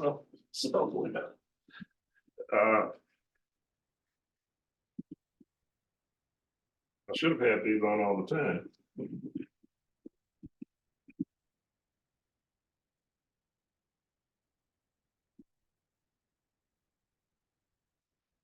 The other questions had equal program, less than 2 years. Is this the equipment program less than 2 years? 2 acres. Less than 2 acres. Is the question if it's less than 2 acres, do you qualify for the equipment loan or are you qualifying for the equip program? On the program side, that's NRCS. I'm gonna let NRCS speak to that. They here. So the question is, if it's less than 2 acres, is it eligible for equal? Is that what your question is? Yes, that's what they were asking, if they qualify for, the equipment and all that stuff, different things that they go with, like you talked about a high tunnel and all that stuff. Yes, sir. What about if they don't only have like I said, like less than 2 lots? 2 lots. And you can't get a high tunnel on it, but you can get one of those smaller green versions of a greenhouse or something to that effect. I have church members that they're trying to get into it. We're trying to buy lots up in the community area there. Right. And everything, or just trying to get them to, land bank and stuff. Mhm. When they get that, do they come and say, okay, we got this lot, how do we get, some assistance there to kind of get, like I said, a smaller version greenhouse or something. Right, you don't have to get a 30 by 96. There you go. I've got a lady that's contracted a 20 by 24. And it's just as eligible as a large one. And the 2 acre deal is not, you don't have to have a certain amount of acres. You can have a 1/10 of an acre. Our planning unit, the smallest planting unit that we can plant on is 1/10 of an acre. So that's very small. You know, that's so we're here to help everybody. I mean, large, you know, I've got contracts, CSP contracts to 6,800 acres. I've got equip contracts as 1/10 of an acre. So we're here on a wide range to conserve all natural resources for all customers. High school graduates qualify. Yes, sir. Yeah, it's 18, and is there, I guess they're saying the minimum age, like, you know, some young folk get rambunctious and try to get, you know. If they're in the business and they need their land conserved, we're here to help. Yes, sir. Now, the other question they asked, this is in RCS also. The other question he had was, what if you want to clear trees, on the property, undergrowth? NRCS, will NRCS help on that? What do you have? We don't cost share on clearing land because think about it, trees are almost the best conservation method there is. The root system, they go deep, they got canopy, they provide oak trees, provide, you know, nuts and for the wildlife. So we can't pay you to clear trees. Now, as far as cutting trees down and remain eligible for programs, it gets into a compliance issue. If you come and talk to us and ask us, we don't want you to commit a sod buster. And I may be getting deep in weeds on this, but you have to get that land evaluated to see, make sure the steepness of it is not going to roll away if you take that vegetation off. So you have to leave this, like on wetlands, you have to leave the stumps. You can't go in there and make it croppable on your own. You have to, you know, go through the proper channels and get permission to do it. Okay, now, and along that line, I know earlier, one of the presenters was talking about, to preserve, I didn't get a chance to get the name of the program that it was qualifying to say they pay you to continue to keep the land like it is. Is that That's conservation stewardship program. Yeah, yes, is that considered, like, in my, I guess in my instance, I have 7.5 acres over in Forest City, my farm. And it has a sloping area in the back of it. But in order to do some of the things that I wanted to try to do on that property, on that land, it might require some clearing, or, you know, can I section off that 1.5 acres, 2 acres of tree line and say, you know, what can y'all help me with, or can y'all offset it some kind of way? So I don't farm on it. Let's be clear. Your property is your property. You can do what you want to do. Correct. But if you want USDA programs assistance, you gotta play by USDA program rules. Right. So with that being said, you can clear the land. You just have to go through go to FSA, fill out a 1026 and let them know that you want to bring this land into cropland. And you change the land use. You're changing it from a forested or woodland situation over to land use of cropland or pasture land, whatever, you know, you're gonna plant grass on the sod field or whatever. But you can't do that. You just don't go out there and do it. And then, you know, A bunch of other. right, we do a flyover and then they look down and then you come in and say, hey, 2 years ago, this was in woods. Now it's cleared. Your eligibility just, you know, flew out of the window. No, let me just like, and particularly if you're in that area. Acreage like that, small acreage, 3 acres for even up to 7 acres, you know, we could come out and do a drone flyover and get some pictures for the assessment. And it sounds like you maybe actually, if you have, and I'm asking the question also on some of the input in this, if you have a farm and you have some of that land is open land, and you have maybe some undergrowth or overgrowth on that, you know how turn rows will do in certain cases, and things come out, and you want to get a cutback on that to make sure that you have no full access to the benefits of all the land that's available there on that farm. Now, does that qualify taking out undergrowth or overgrowth? No, sir, that's you can maintain the land the way it was as of 85 You can't abandon it. You know, if you can clear it up with regular hand machinery and a bush hog, Right, you're good to go. okay. Now, if you gotta bring a bulldozer, No, in, no, you know, and clear it out, you know, it's a different story. No, yeah, yes, because that's, I want to make sure it's clarity. When you said we got these big trees, oak trees that's been there for 50 years, then you're talking about a different situation. But it was the form of undergrowth or overgrowth sometimes that has a tendency, and don't get me wrong, you know, I had a piece of ground have tree fell in 2 area locations. And you know what happens when you start to go around it. Oh, You know, they go around and they go around and they go around it for a period of times. And so what, you know, I thought you were gonna get somebody to bring a backhoe out here and push that tree back against the fence row. And now I got 3 acres with undergrowth that's come up and small growth and thing that's come up.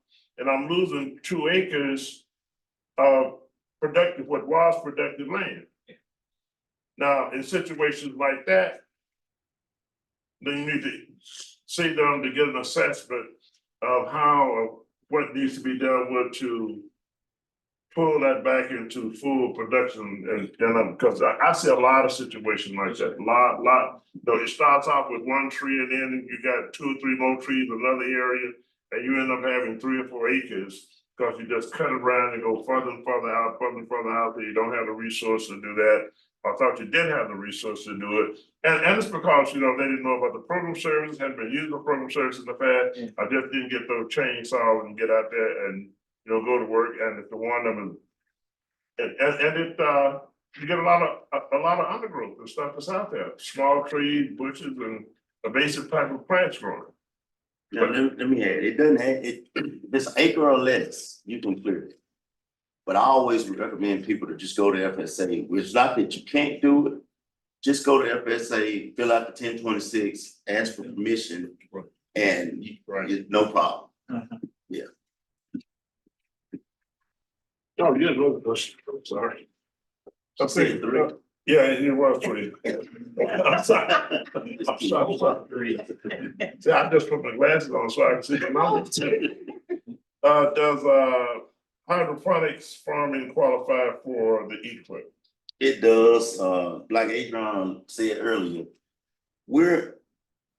this specialty farming is really new to us, and we're trying to figure out how we can help you. We want to help you. Right. But, you know, even with like vegetables, high tunnels, you know, we hit the ground running with high tunnels. I've got them all over the city now. Raised beds is a brand new interim practice. It's now full blown. It's not interim anymore. Low tunnels. You talked about, you know, high tunnel not big enough. We can help you with low tunnels.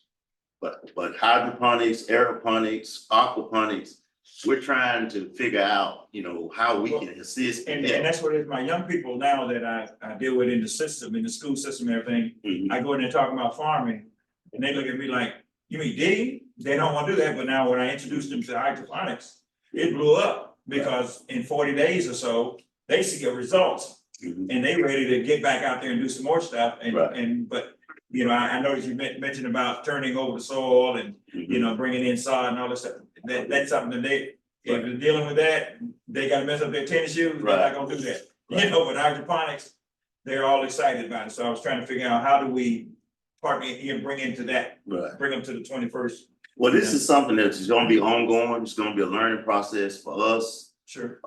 It's gonna take some time. We gotta see what's out there. When you say aquaponics, to me, all I know is plants growing, roots showing, and fish underneath them. But what things that we can do, it may be some, you know, some facility type stuff that we can cost share on in the future, like tanks and equipment. You know, I don't know that. I'm not the one that's gonna be making those decisions, but we definitely can send input up to people that does make those decisions. The other question I have, I'm assuming this is on qualifying for the program. Do you have to grow vegetable plants to sell only, or can you grow for consumption? I may need some clarity, but that's the question. So if you're gonna apply for the program service, they get EQIP, and you get a hoop house in, the vegetables you grow in there, do they have to be sold? What if they want a hoop house and they're farming, but they're dealing with home consumption of most of their vegetables? That's up to the individual.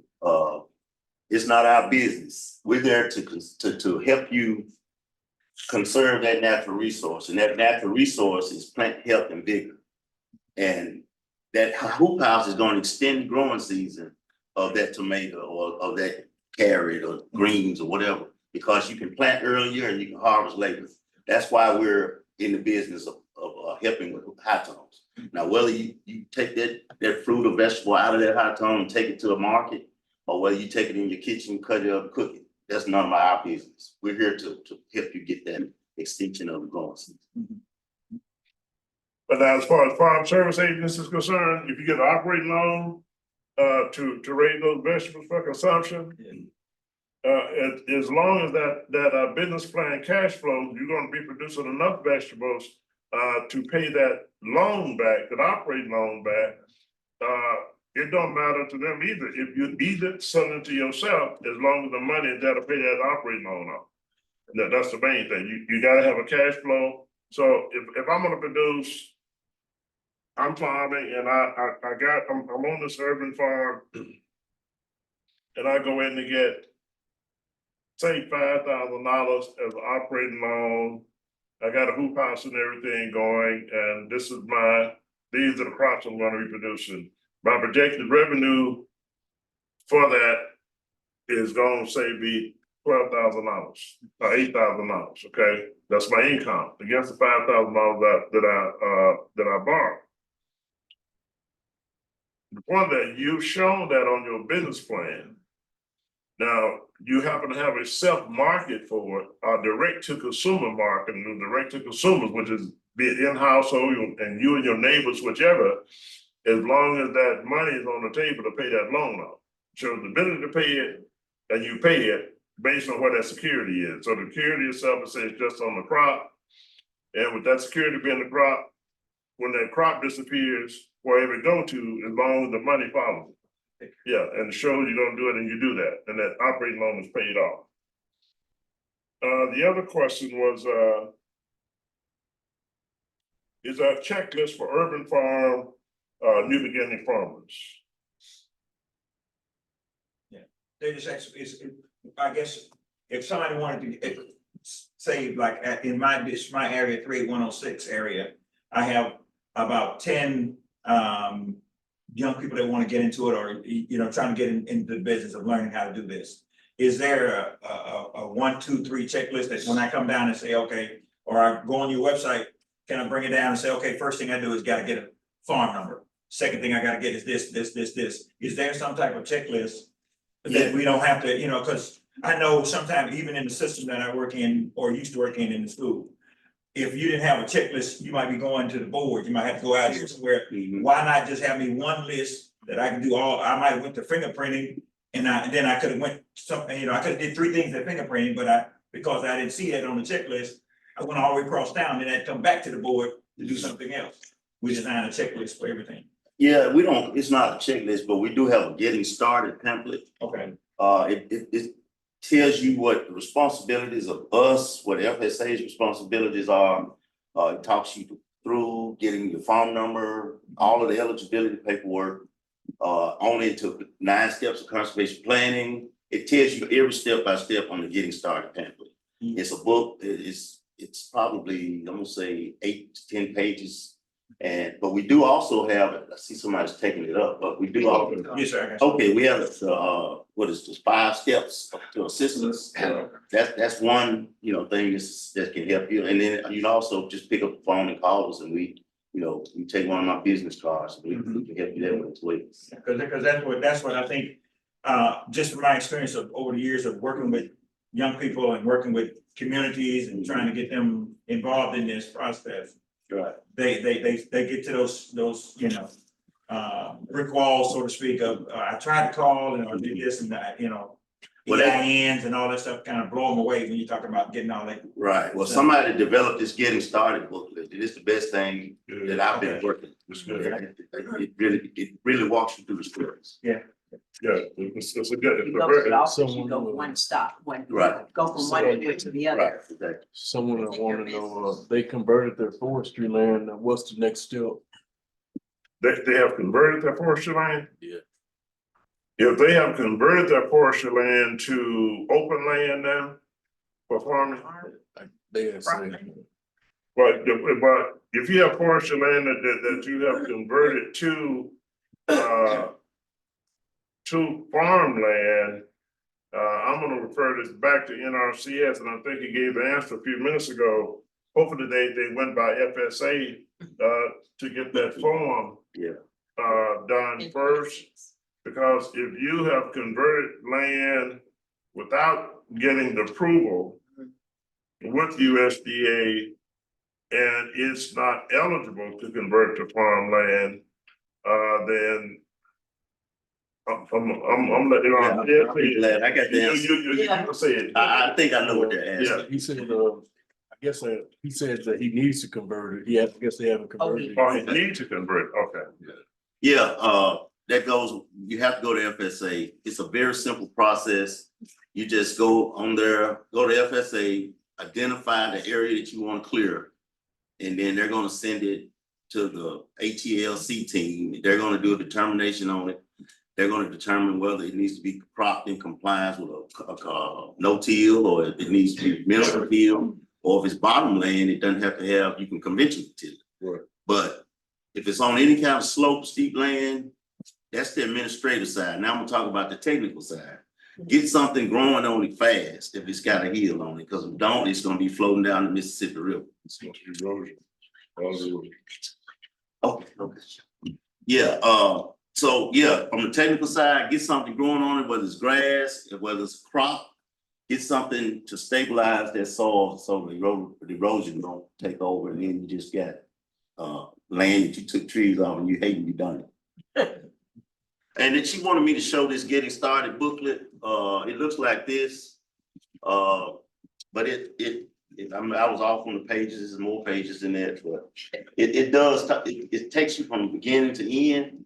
Talks about minority, women, veterans, beginning, and limited resource producers. And like I said, it has definitions of all of the programs, what historically underserved farmer and rancher is. I mean, and they're not mine to give, but I can get you plenty of these, if you just ask for them. Yeah, and anyone that want any of those publications, if you would, call the office, we can get them out to you. I think they're online too. The governor extension, yeah, you can Google, you can Google USDA, and it should come up on and showing getting started as a farmer. But it's one of the best publications that they actually have. The other ones that are how do you get a farm number? And I think we answered that, the farm number, you go to FSA to get the farm number before you do anything. And of course, the greenhouse itself with the hoop house that he gave reference to on that. I'm not quite sure what I mean about the type of land, other than the fact, let me say this, any type of land that you have, if you're a beginning farmer, particularly an urban farmer, and if you're an urban farmer and you have land that you have just recently taken in that you're putting into production, do a soil test, get a soil test done on that land, on that lot of those lots. You can get it done free of service through extension service. It'll let you know, pH factor, if you need the type of soil nutrients that need to be put in to deal with the soil itself, if it's low, if it's high, if it's too much acidicity, whichever, but get a soil test. Go to extension service, get a soil test on the land, and that deals with the type of land, what type of land and everything it is.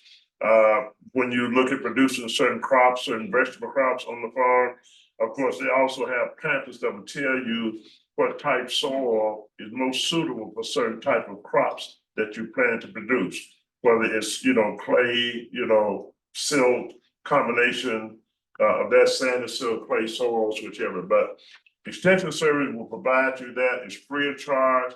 Take the soil test. It'll tell you the type of land.